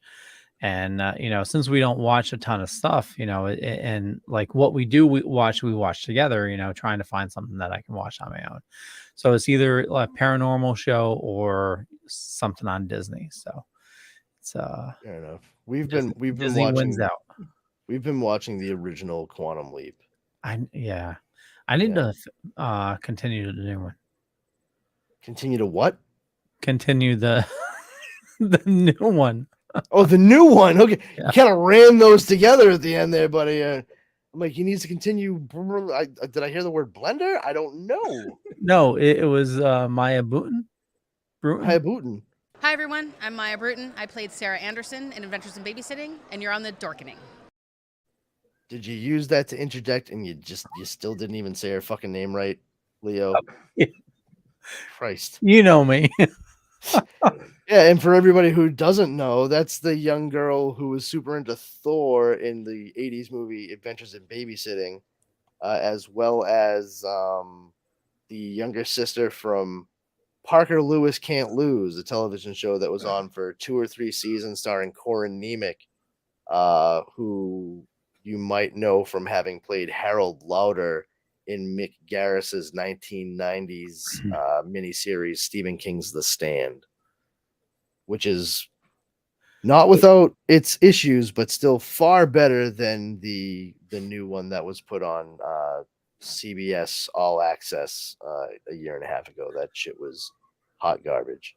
And Parker Lewis Can't Lose was the show that kind of shut out Ferris Bueller.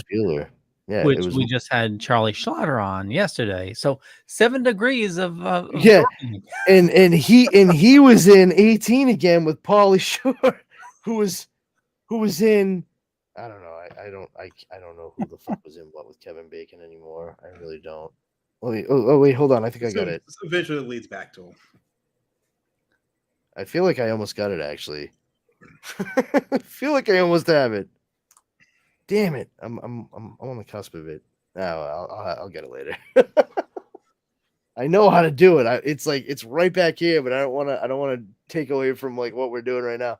I'll just do it as a subroutine back here.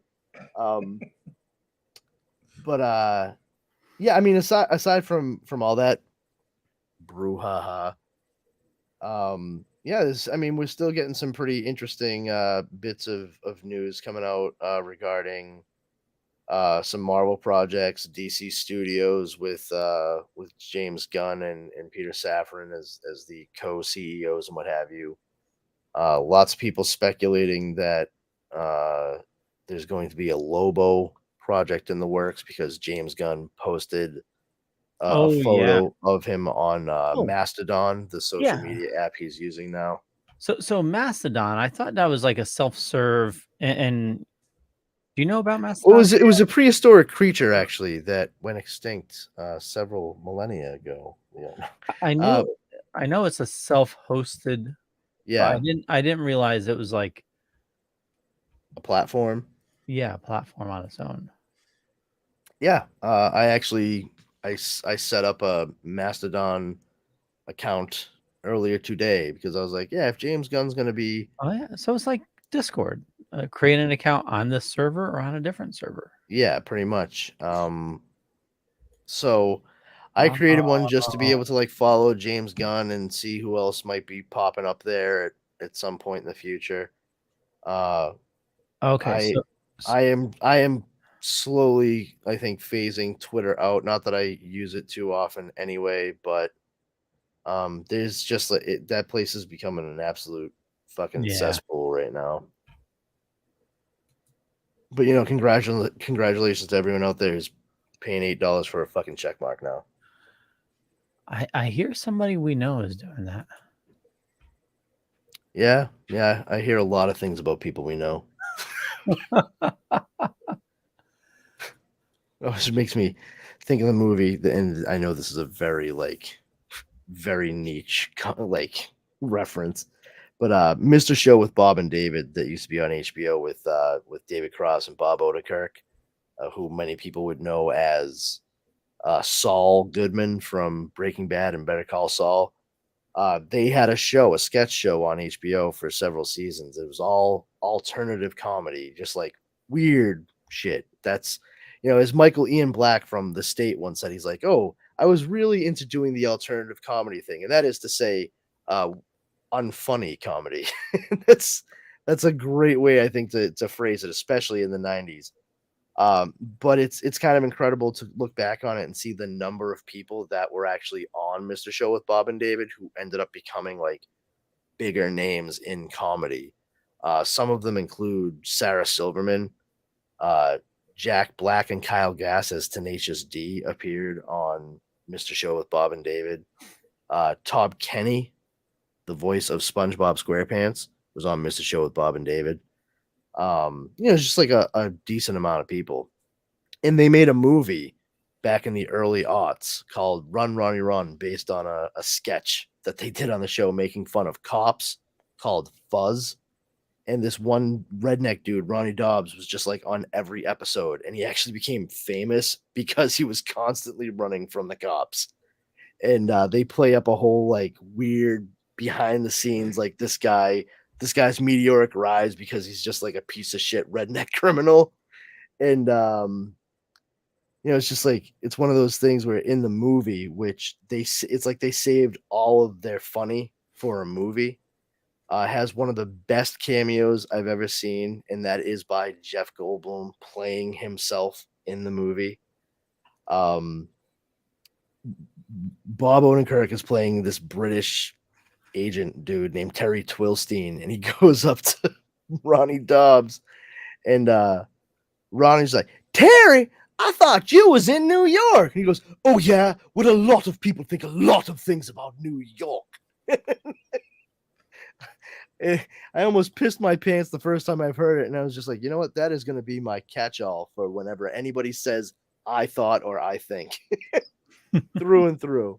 If you have a chance, I do recommend checking that one out too. It's New Line Cinema, and Joe Dirt is the reason why that one didn't get released in theaters, which is unfortunate because it's funnier than Joe Dirt. Isn't a lot of stuff funnier than? Yeah, it doesn't take much. So, I mean,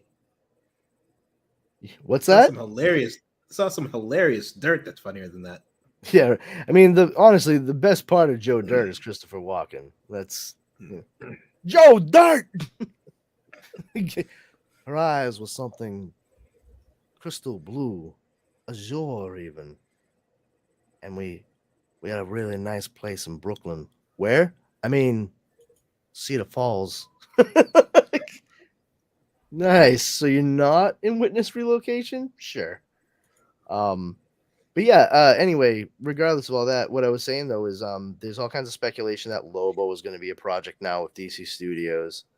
And okay, if they do, I think there's many other things that they would likely focus on before doing a Lobo movie for DC Studios. I really truly believe that they're going to prioritize big guns, I think, for sure. And some of the I know that we talked about Jaime Reyes, Blue Beetle, but he actually is a big gun, especially if you look at the legacy of the character. I mean, the Blue Beetle has been around for a long time, with Jaime Reyes being the third iteration, of the character. There's a lot of backstory they can go into with that and expand the idea of superheroes and what have you within the confines of that world. Just because people weren't well known for going around and doing like, tight-fitting clothed vigilantism doesn't mean it wasn't occurring at any point in the past. And that's where you can maybe play into Dan Garrett being the original Blue Beetle, using the scarab that eventually fuses itself to Jaime Reyes. So there's a real chance to expand a lot of stuff there, and it makes perfect sense to have that character front and center because of the fact that it's a classic character.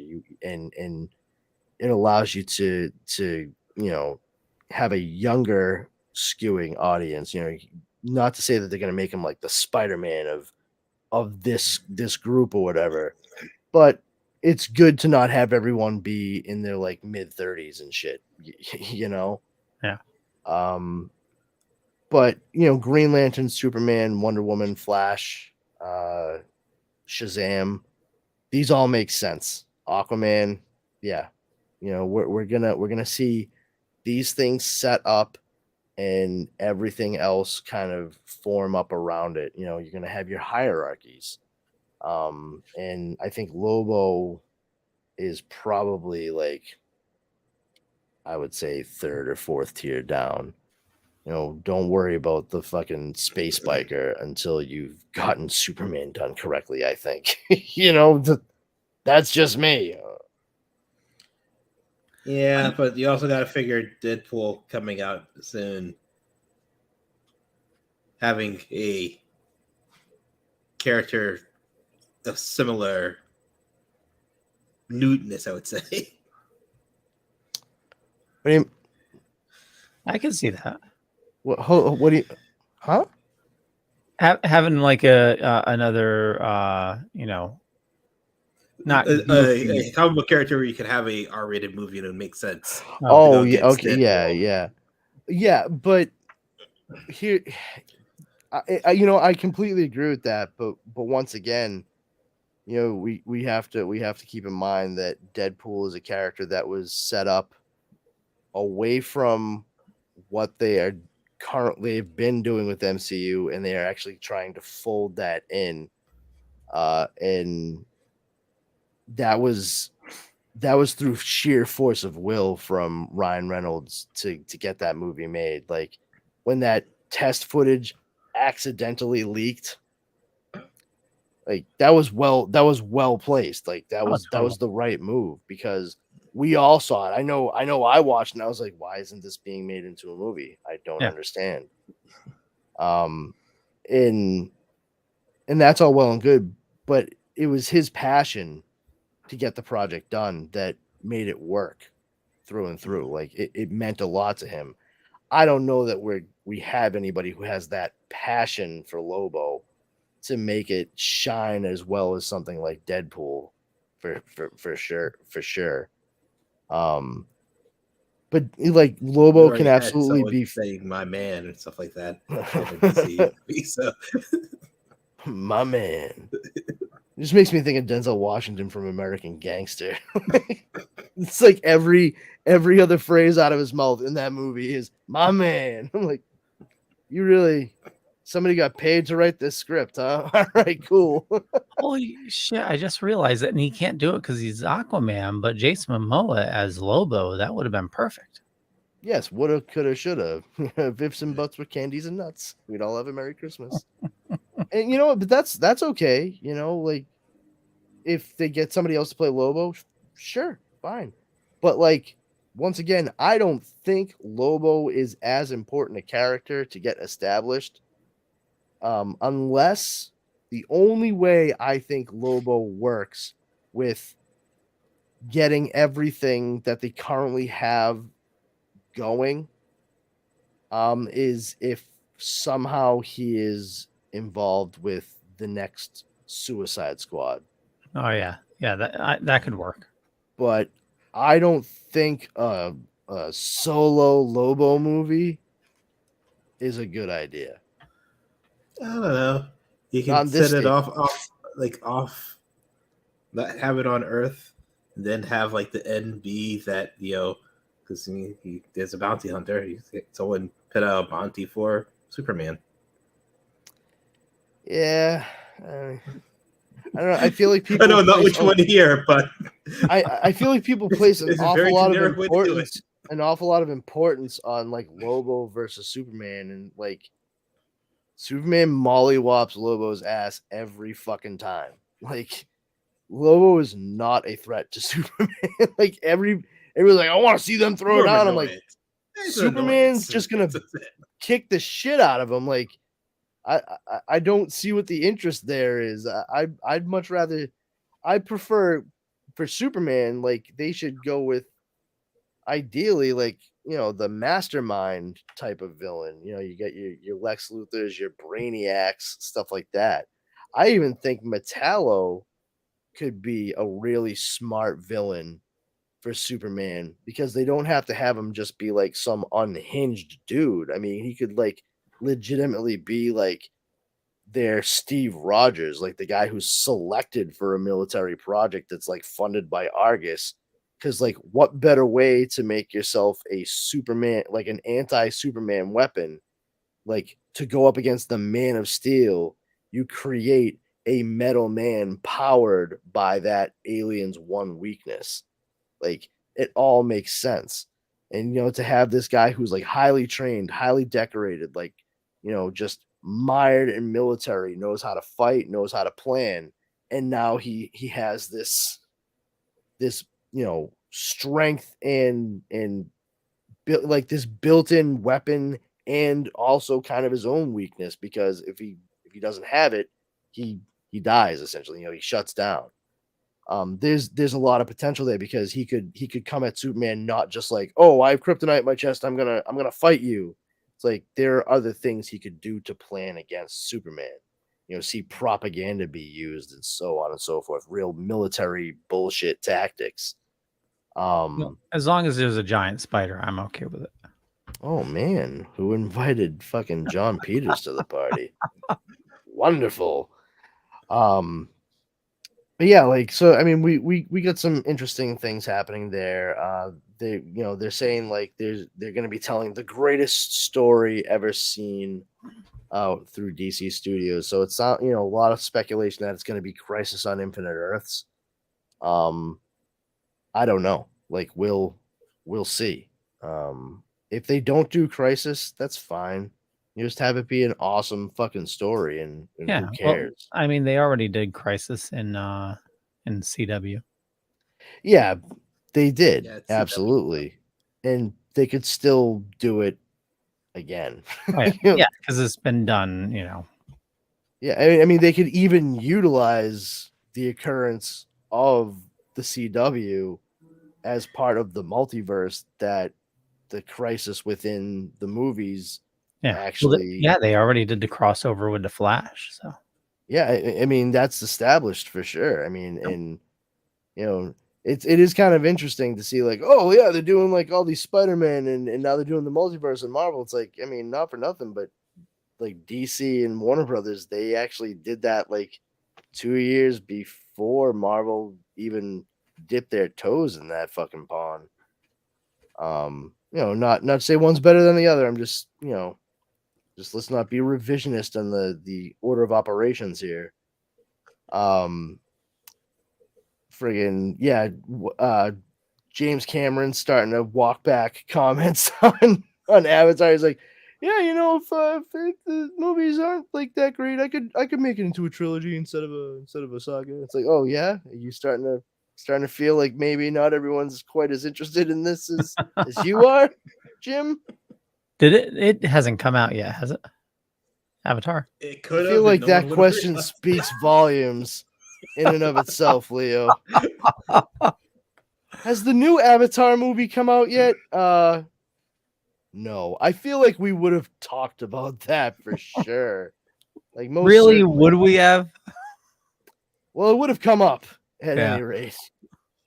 Like, oh, finally, Fern Gully 2. Like, I can't wait. I'm gonna see if I can find it. There was the original Avatar. Let's see. The Last Airbender? Let's see. Yeah. We got some casting too from Covenant Chaos. I know was it Aubrey Plaza is announced as being cast in Agatha Covenant Chaos for Disney Plus. But they also just announced that Sashir Zamata from Saturday Night Live and Woke and the ABC show Home Economics. I don't know if you guys know her at all. What? I remember that one. No? No, I remember Home Economics. I watch it every week. It's actually it's far better than it really has a right to be. But she's really, really pretty and funny actress. I get a big kick out of her on Home Economics. And there's no I don't think they've really revealed what it is her character is going to be in Agatha Covenant of Chaos, but I mean, so far they've got 3 very comedically talented people set up for this show. So it's always interesting because people who are adept with comedy usually are very capable at running the full range of emotions. Not quite so easy for people who are used to portraying dramatic roles to go the other way. So you likely have to be able to approach some of this with at least a sardonic sense of humor, I would imagine. Let's see, Catherine Hahn. Yeah, so I mean, there's a few announcements there. Nothing huge. I just wonder, I saw something about another cast member for a Deadpool. Oh yeah, I think you're right. What's his name? Owen Wilson. Yep. Yep, he's going to be playing Mobius M. Mobius, to which I believe, yep, we have it right here. Owen Wilson was asked what his reaction was finding out his character was going to be included in Deadpool 3, and he actually, what he said was, "Wow." But yeah, so Mobius M. Mobius is going to be part of Deadpool 3, which I think likely lends credence to the fact that Wolverine, as we see him in Deadpool 3, he's most likely going to be a variant of Wolverine pulled from the multiverse. Especially because they keep saying like it's a portrayal of the character that's still going to be very respectful of what occurred in Logan. Well, but if it's just like his dead body, that's all you see. That would be fucking great. Like, I would have zero issues with it. Like do like a Swiss Army Man kind of thing with Wolverine. Deadpool making him fart so he can use him as a speedboat across the ocean. I actually can fully see Ryan Reynolds pitching that as his idea for Deadpool 3. It's like Swiss Army Man, but with Deadpool and Logan. What do you think? I think it sounds terrible. Terribly brilliant, right? And Sean Levy, who's directing Deadpool 3, directed Free Guy with Ryan Reynolds, and also directed the Adam Project with Ryan Reynolds on Netflix. He's in talks to direct a Star Wars movie for Lucasfilm now.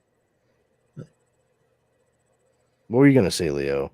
I was just gonna apologize because I can't find a picture. I was gonna show something for Avatar, but never mind. What can you remember what it was? Is it was riding a sky bison? Because those pictures are awesome. Yeah, I know. No, it was when I worked at Mohegan Sun. They were having a big event for the Avatar slot machine when the movie came out. So sure. They brought in a life-size mech into the casino. Oh, the mech. Oh, yeah. Okay. Yeah. So, but where they were originally going to have it, they calculated that I don't know how they figured this out. I'm assuming they put it on the floor and it cracked, but they realized that the floor wasn't structurally sound to hold it, and they had to put it in a different location. That makes sense. Yeah, and it's kind of scary if you think about it, because if you don't know, Mohegan Sun was built at a old nuclear facility. So beneath it, so kaijus, woo! Yeah, exactly. So beneath it, it goes down quite a bit because they had to dig out I guess a nuclear facility leaves a big hole, or they had to dig out pretty deep. But I'd imagine if it fell through, it would have gone through many floors. Yeah, thank God that didn't happen, I guess. Yeah, I know. Yikes. Fucking dangerous shit going on there at the casino, kids. Yeah. Yeah, I mean, there's just been like smatterings here and there. Nothing really making big splashes. Was it Wonder Man announced as well? Wonder Man was announced in, I don't know, was it officially announced? Is it actually Yahya Abdul-Mateen II who's going to be playing him, or is that still straight up fan speculation? The only thing I'm I not know, 100% sure. That's the thing that's bothering me. Because I liked him. I've seen it once, but I liked him as Black Manta. And I would imagine with the success of Aquaman that they would want him involved in those projects moving forward. But I mean, that wouldn't preclude him from doing that, though. Well, I mean, just time constraints. You know what I mean? Like, I don't know how that would work. That's all I was getting at. Like, I'm not saying like, oh, he can't be in this and that. It's mostly just with the projects themselves. Who knows how they line up? But more power to him. I like Yahya Abdul Mateen, and I have zero issues with seeing him in more and more things. Let me see. I only seen second Wonder Man. Oh, Yeah. 2-star. Okay, yeah. I guess it's official. Yeah. Yeah. All right. Yeah. Yeah. He will reportedly star in Marvel's upcoming Wonder Man series for Disney Plus. Oh, that'd be cool. I wonder how they're gonna approach it. Initially, like if they're gonna have him be the full on energy being at first, before he realizes he can be a bit more physical.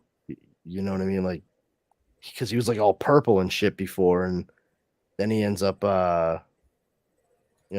looking more like Simon, but just with red eyes and shit. Interesting. I wonder if they're gonna tie Zemo into that too. Yeah, because Zemo's reason. Yeah, that's what I was wondering.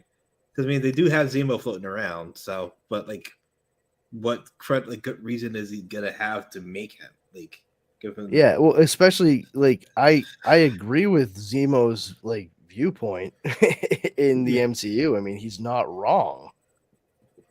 Like where he's like, yeah, superhumans are fucking bad news. Like they're the reason all this bad stuff keeps happening, and I'm the only one that sees it. And that's why I'm losing my mind. And I'm like, yeah, you know what? This weirdly German dude has a point. this is on obviously Marvel Studio spoilers, but I just looked it up and he is in Wiccan. So it says Grace Randolph says source confirms Joe Locke is playing Wiccan. And I would take anything Grace Randolph says with a giant grain of salt, my friend. Well, I know, but I just looked up Joe Locke and he is listed in Agatha Covenant of Chaos. Okay. Yeah, that's great. I'm ready to check it out. I personally like I hope that Agatha Covenant of Chaos is good. Yeah. I like Catherine Hahn a lot, and even it doesn't matter if it's Star Wars, Marvel, Star Trek, DC, whatever. I have a very hard time like actively rooting against something. I do want it all to be good. And but not Andor. I watched it. I wanted it to be good, and like I said, like I watched the first episode and it wasn't bad, but it's still hard for me to get into it because totally. I know it's a slow burn. Yeah, I know the fate of the character though. Yeah, exactly. Yeah. Like, I wonder if he's gonna make it out of the end of the series alive. Yeah, he is obviously because he needs to be in Rogue One to die. It's kind of like watching a Black Widow movie, like. Yeah, she falls off. Like she's not going to die on like in any of this because we know how she dies. So yeah, exactly. Yeah, yep. I mean, granted, the best part of Black Widow was Yelena and Red Guardian. So yeah, I'm still kind of upset with what they did with Taskmaster. I don't mind that they took the daughter and made her like some kind of prototypical Black Widow kind of shit. Like that actually tracks for the monster that dude was in the movie. It's just that I really was looking forward based on Val approaching John Walker to become U.S. agent, and then approaching Yelena to clearly become like Black Widow for this Thunderbolts or whatever the hell it is they're gonna do. I really was looking forward to Taskmaster coming in as the one that trains the people who are in the Thunderbolts. You know, that's one thing that I thought would have been great, like especially with like John Walker.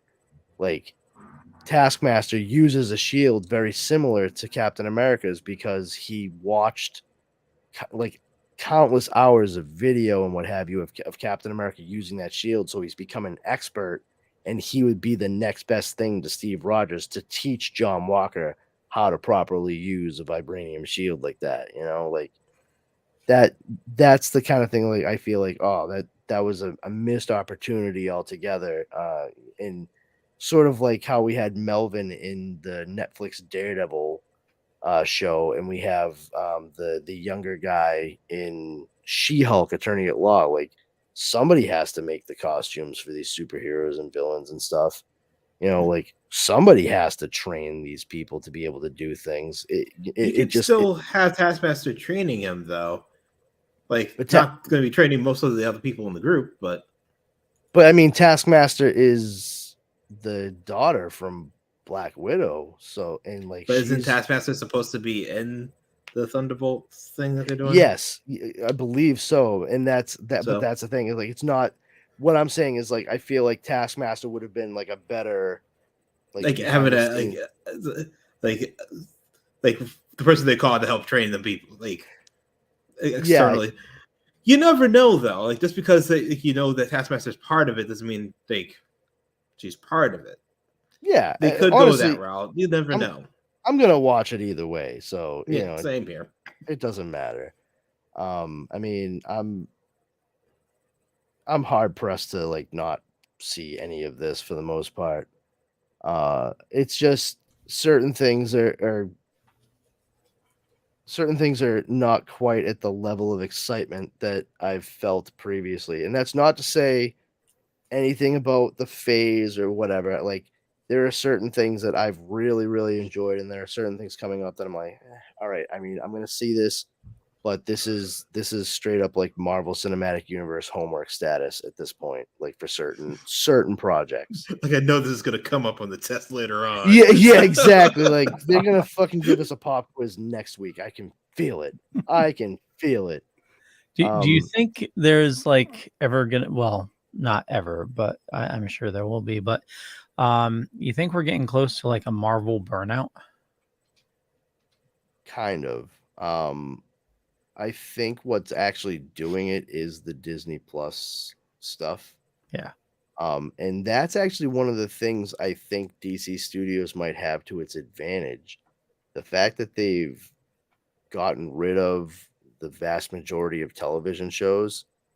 Right now, Superman and Lois is the only network television show that's still in existence from what we understand. It's been very successful. It's been critically lauded. I think all the CW stuff is canceled. They canceled Stargirl. But I mean, they canceled Legends of Tomorrow. The Flash is over after this shortened season. Wow. There's no more Arrow. Yeah. There's no Batwoman. Black Lightning was canceled. Yeah, there's nothing anymore. Wow. You have Superman and Lois on CW, Titans on HBO Max, and Doom Patrol on HBO Max. And that's it. Yeah. So I mean, like Zaslav was saying that he thinks like there's going to be like a Marvel reset in 10 years. You probably think that's pretty possible, you know, if within the next 10 years, yeah. Within the next 10 years. And like I was saying, I think that the full-blown interconnectivity between Disney Plus series and the movies may be the thing that helps differentiate DC Studios a bit, because that's one thing I think that they can take away from what Marvel Studios has done. Is like, oh, maybe we try to just keep everything up on the big screen and not have to like make sure that audiences watch 3 to 4 hours of an entire story at home before they come to see what our movie is going to be. Because I think that's probably one of the biggest issues Oh, that God, people I are just dealing realized with. it literally created homework. Yeah, Yeah. absolutely. You know, I see it It now. just hit me. I see it now. Avengers 9. You're gonna have like little VH1 pop-up videos. It's gonna be a little like pop-up on the screen, as seen in She-Hulk episode 2, Excelsior. Yeah, exactly. With little dash, Yep. Kevin F. You know, just like the editors used to do. Yeah.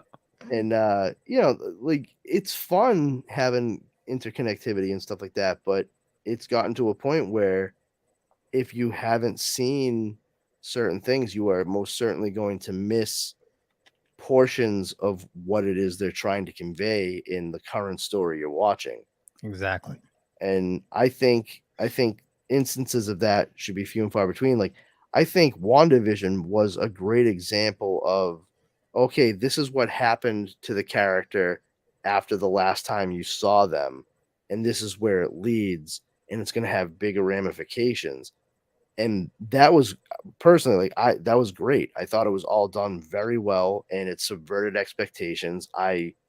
I'm glad that all the most of the fan theories involved with it did not pan out. You know, it just it showed that everybody was talking about it, but also, you know, you still can't necessarily predict what's going to happen in front of you in some of these stories. But I think it was done a major disservice by the time we saw Doctor Strange in the Multiverse of Madness, because it seemed like all of that very important character development that we saw Wanda go through in the show was for naught. Like, yeah, by the time we get to her in Multiverse of Madness, she's full on villain, and it just doesn't make sense for some of the stuff that we saw happen at the end of WandaVision. Well, and also if somebody's like just getting caught up, like they might not know to go see like WandaVision. If, oh, hey, you know, I love Doctor Strange. There's now a Doctor Strange too. I can check it out. And you're not going to know anything like, you know. Yeah. My aunt in Powers Combined, she was like, I kind of want to know like what do I do here? Like, what do I watch? And I was like, okay, here you go. And I gave her a list in the order that she should watch it for all the movies and shows. I was like, I know that's daunting, and that's really all I can say. You know, if you want the full story, though, there it is. That's what you got to check out. And I mean, at that point in time, I'm talking 20 something movies, a few different series. It's like that's a lot. Oh yeah. You know, if you have a passing interest in this and somebody came at you with a list like that, I would not blame you for a second if you were like, yeah, you know what, on second thought, nah, fuck that. I don't have the time to dedicate. I'm just gonna keep living my life. Yep. You know, I'll just check out the Wikipedia pages. I'll cheat watch it. Here's 210 hours of media you need to watch in order to get caught up for. Why do I need to watch all of this? So you understand who Riri Williams is. Why is she important? Maybe. You know, like that's I don't think that's enough to get somebody hooked. I think they count on a lot of other people getting excited about the stuff when it comes out to try to get other people to absorb stuff that they may otherwise not have cared about. So, you know, we'll see. There's plenty of stuff in the works for Marvel. I think DC, regardless of whether or not anything seems like a good or bad idea right now, it's certainly interesting to see what Warner Brothers is going to cook up. And it's hopeful too. Oh, absolutely. And it's very hopeful to see the comments from Henry Cavill, where it seems like he actually for a while has probably wanted to play like the hopeful, bright Superman, and it was basically like, shut the fuck up and wear the cape. We'll tell you what to do. Yep. And now that he's gotten a bit more clout and what have you, he's in a position where he can say, no, that's not how this character should be portrayed. He has the power to do that. And clearly, I would say a little bit more of a collaborative relationship with the producers and what have you. I mean, certainly helps that he has Dwayne Johnson on his side, no doubt. Well, and you know, hearing the stories of him on The Witcher, like him being such a fan of the source material, you know, and like having And such in-depth knowledge that like he's doing a scene and he's like, the character wouldn't say something like that. He should say something like this, you know, and well, not only that, but I guess like when he would say like, if this doesn't make sense for who the character is from the source material, like the writers and stuff, like, yeah, we don't fucking care about that at all. Like, we're writing a show. oh You know, really? what? Oh yeah, like that. It was like a constant struggle, from what I understand, for him as not just a performer but a fan of the source material, the Yeah. books themselves. Very frustrating. So I can imagine that it's a bit of a relief to finally be able to step back into the role that he's been gingerly holding on hope to with Superman, and to be able to walk away and say, like, listen, I love this character, but you guys don't want to make the character the way it should be made. So I'm going to go back to the place where they're finally listening to me about how the character should be done. And, you know, best of luck. Godspeed. Here's a Hemsworth. Take Yeah, that. here, have a Hemsworth. Ooh, Chris? No. I said Here, have a You Thor don't like. deserve Chris. we getting Luke? Well, I mean, no. How about Liam? He dated Miley Cyrus. Oh, thank you. I didn't get you anything. They got the store brand Hulk, Thor. Store brand Thor. The Wish brand Thor. The Kirkland. Kirkland, yeah. I ordered Thor from Wish and I got Liam Hemsworth.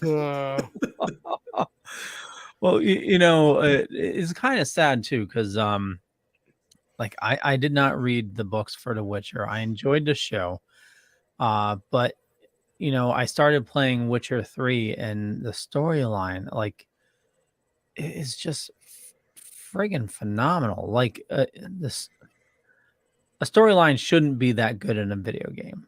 You know, Okay. It's just. Take your word for it. Yeah, I can't wait to start to finishing. You know, have time to go back to it, but it's just such an amazing story. Oh, I mean, in the Metro games, those are also amazing stories too. The Metro games? Yeah. Well, I mean, clearly, Henry Cavill agrees with you, and it seemed like it was. He does. He knows me. Well, I mean, I certainly said he agrees with you. I don't think I said anything about him knowing you, or he shares the same sentiment.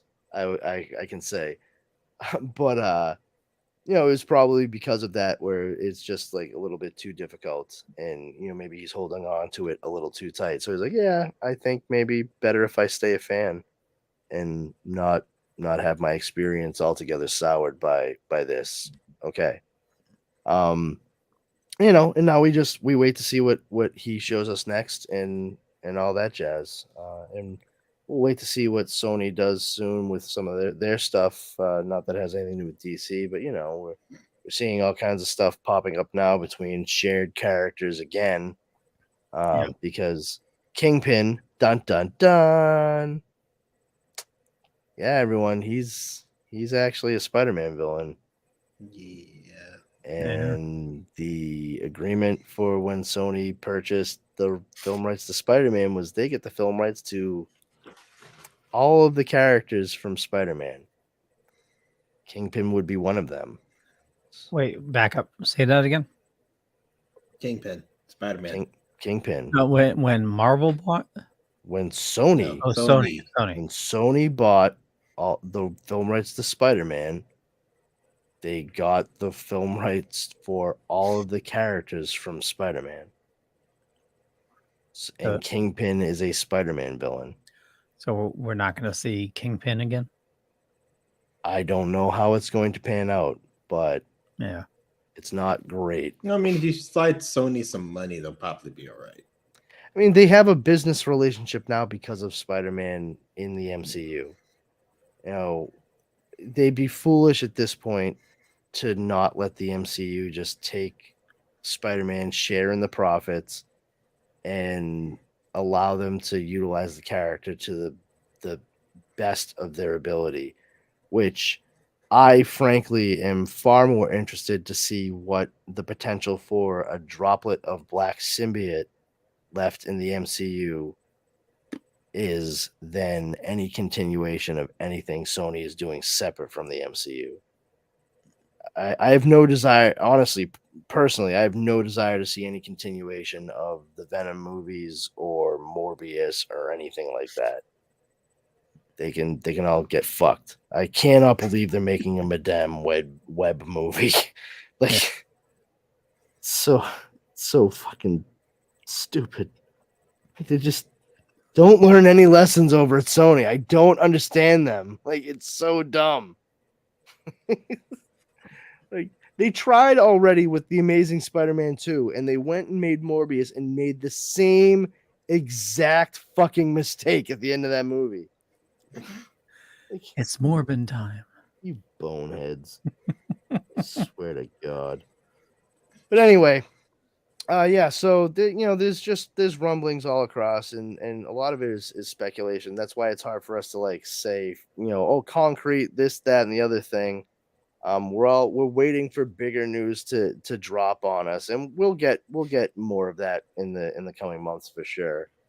I think, I mean, talking about dorky stuff, one of the last things I'll say, Disney did close a pretty big deal, an exclusive deal with BBC, the British Broadcasting Company, for the U.S.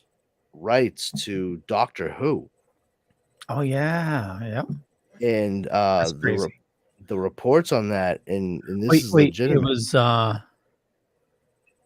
Disney did? I thought it was Apple. Disney. Really? Disney Plus, man. And because of that, the budget for the seasons on Doctor Who have jumped up about what? From 40 to 50 million to up to $100 million now. Wow. So the quality of special effects and what have you for Doctor Who are likely about to jump way up. Which is some of its charm, though. Well, I was going to say, which is going to be interesting because the show has relied primarily on its characterization and story. I hope that they are able to marry those two ideas together, the better special effects and the story itself, because it could go one way or the other, and you could be taken out of it because it's not written very well, or you could be taken out of it because like this is just a bit too polished for what Doctor Who is supposed to be. We'll find out. I'm interested to check it out because I like the actor who they have taking over the role. Who's going to be the Doctor? Oh my God, I can only remember his first name. It's Nkuti. He's let me see, Doctor Who. Nkuti. Oh, it is. Oh, God damn it! I was right on his last name. Gatwa. Nkuti Gatwa. He's a British actor. He's on the show Sex Education on Netflix. No? Oh man, it's a good one. He plays the best friend of the main character, played by oh my god, was it Asa Butterfield? I think is his name. He was the kid that played Ender in the movie Ender's Game with Okay. Harrison Ford. But yeah, Nkuti Gatwa plays a character named Eric. And they're all from the small town. Gillian Anderson plays the main character's mom in it. It's really good. What's her name from? Oh, she was just in Death on the Nile with Kenneth Branagh.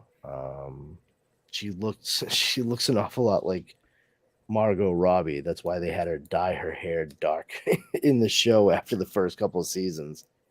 I can only remember a character's name in it too. It's Maeve in the show. Emma Mackey, that's her name. Emma Mackey. Yeah, she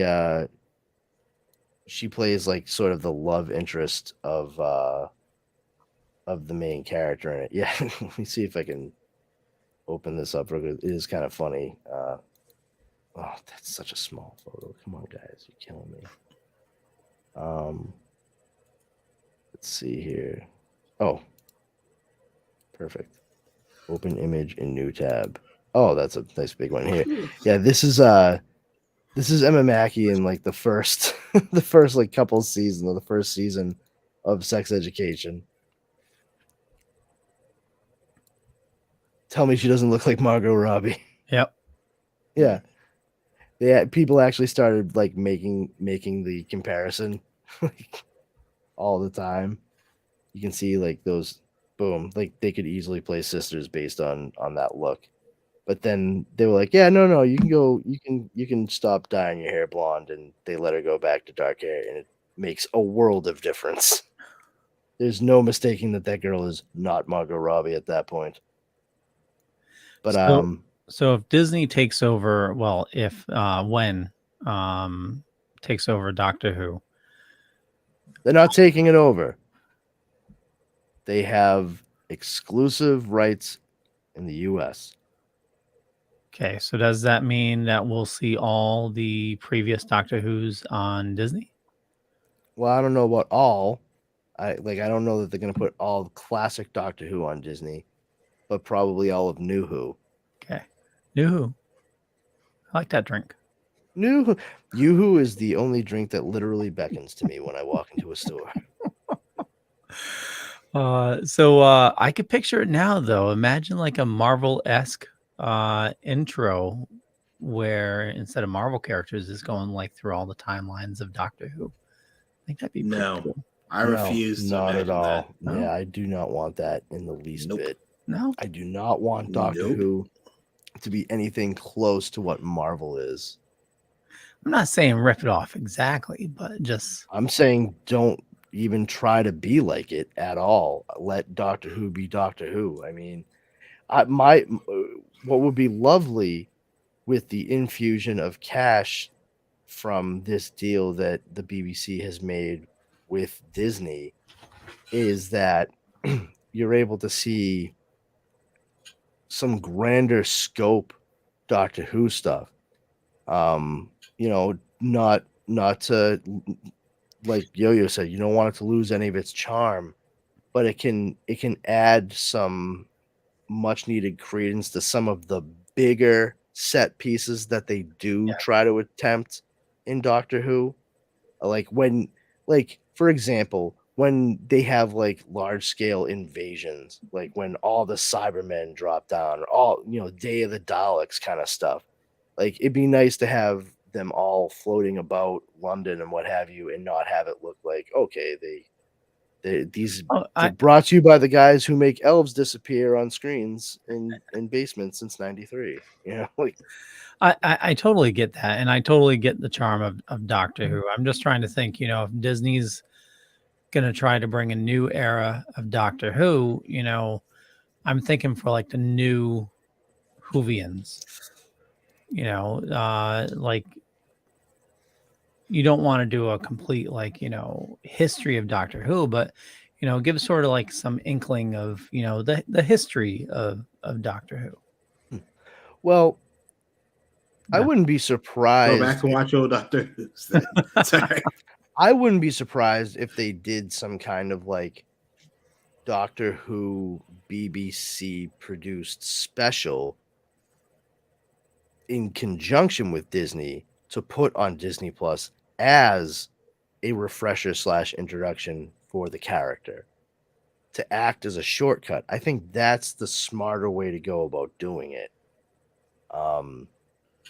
And it really helps them out too with certain things regarding like the Christmas specials and what have you. Like that's an event for anybody that is a fan of Doctor Who, and it was like a real fucking downer when they didn't do that in the past year.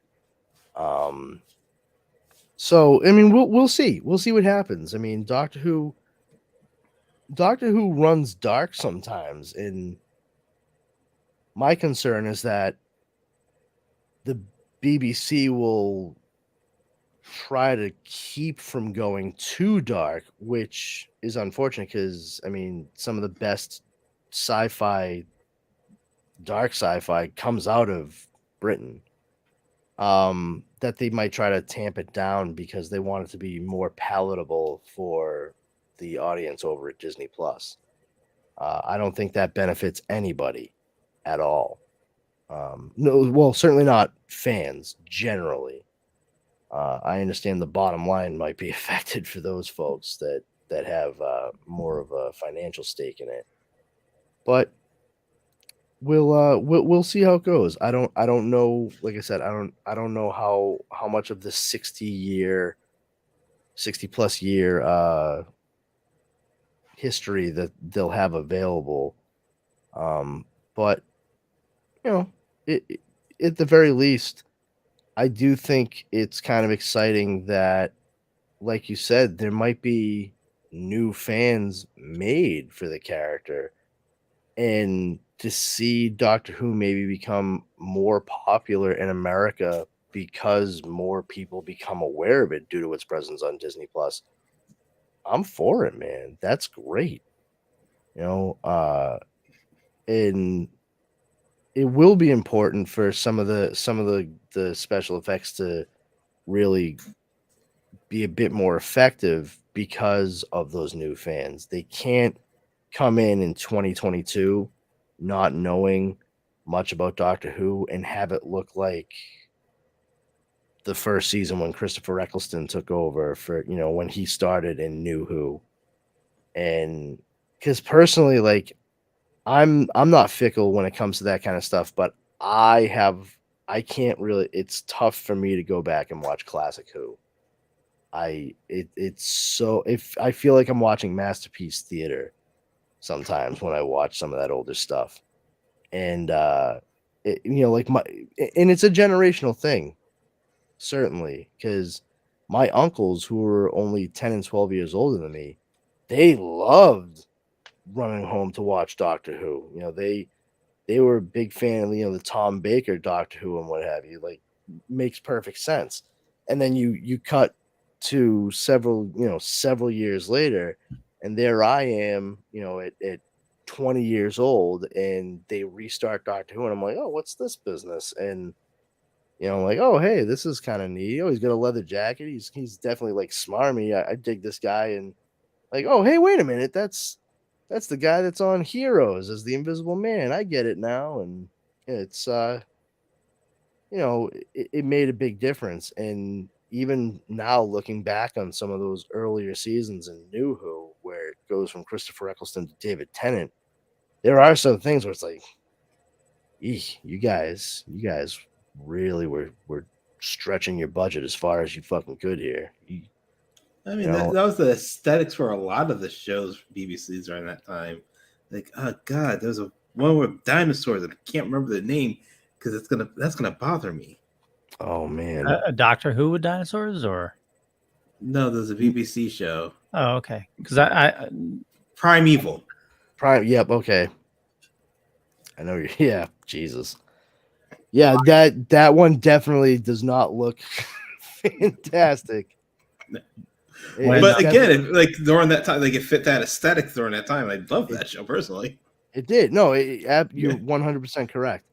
But I mean, there's other projects that they've done over the years too, especially since like New Who started, and through BBC America, which is in Canada. I mean, Orphan Black, as you know, that show looks phenomenal. It absolutely looks phenomenal. I mean, granted, minimal CGI or anything, but even comparative with the cinematography on the show's straight up shot for BBC in Britain to what Orphan Black was, it has a far more cinematic look to it from episode to episode. And that, I think, speaks to the advances that they've seen and how they're able to shoot. It makes sense if they're going to be able to shoot things to look far more cinematic, to have the special effects kind of catch up a bit with that, just to not sacrifice the creativity of story and character. So we'll see how it all pans out. I hope the end result, honestly, is that we start seeing a lot more little kids who want sonic screwdrivers and want to dress up like whatever the hell the doctor's going to be wearing on this go around for Halloween.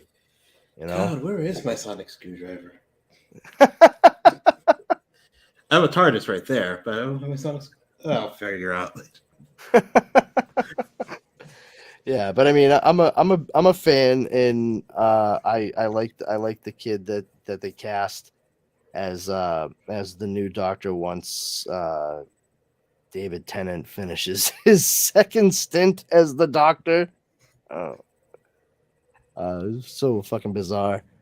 But yeah, so that's probably one of the biggest things that is concrete that we've seen happen across the board, is like a 60-year-old character just had a huge potential resurgence due to the fact that America is now going to be inundated with their adventures once it hits the streaming platform, which let's see what their approach is. Could be pretty cool. I'm certainly not going to begrudge any new fans from it. That's for sure, man. Like, it's sometimes not about the fact that you've been a fan for 20 years. It's about the fact that you want the next kid showing up to be a fan for the next 20 years. That's pretty important too. And maybe Marvel Studios could learn a couple lessons and figure out, like, oh, how have you kept this character going in live action stories for essentially 60 years? I mean, we'll say like 45 really, because it was off the air for a while, but still, that's nothing to sneeze at all. No. You know? But we've been going for a while now, and I know, totally. I think we've kind of reached the limit on what the week has been able to give us since last Wednesday. So you want to call it, Mr. Leo? We can do that. I was just looking up Doctor Who on BritBox. Of course you were. Well, I want to thank everybody for watching this fine evening. For me, just Google Leo Pond, but I run the Dorkening podcast network. We got a ton of shows on the network. There's a lot of awesome people doing a lot of awesome stuff. So head on over to thedorkening.com. You can find everything right there. And Mr. Yo St. Laurent on Instagram. That's the only place you'll find me. Because I don't do Twitter. I don't think anybody's going to be doing Twitter too much longer. Whatever you do, just wake him up before you go. He doesn't like it when you leave him hanging around like a yo-yo. So anyway, everyone. My friend Carrie, every time I hear that song. Now I got a message her. Thanks. Not a bad thing. I love Carrie. I miss her. Outstanding. I'm glad I could help. But everyone, I'm Powerful Brandon, also known as Brandon Powers. If you want to come over to the Powers Combined Facebook group, check it out. We're just a bunch of dorks that like to get together, share memes, info, fun, laughs to be had by all. Our number one rule there is don't be a jerk. If you violate that, you will be booted immediately. If you want to follow me on social media, for the time being, I'm still on Twitter at Brandon's Powers, and you can follow me on Instagram at this Brandon Has Powers. You can catch me out. Yeah, check me out on a couple of podcasts that we do. They switch off week to week. The first of which is the Dork Night, which I am on with Leo Pond and our friend Justin Cooper, in which we discuss and dissect all things Batman. And then the other show that we alternate with every other week is Comics Paradox, in which we discuss different alternate reality takes and tales, such as Elseworlds, What Ifs, different story arcs like Age of Apocalypse or Armageddon 2001. Sometimes full on series like Exiles from Marvel or Planetary from Wildstorm. And you can find those every Sunday is when they're released, and they're wherever fine podcasts are broadcast. There we go. Catch you guys later. Bye. Have a good night, everybody.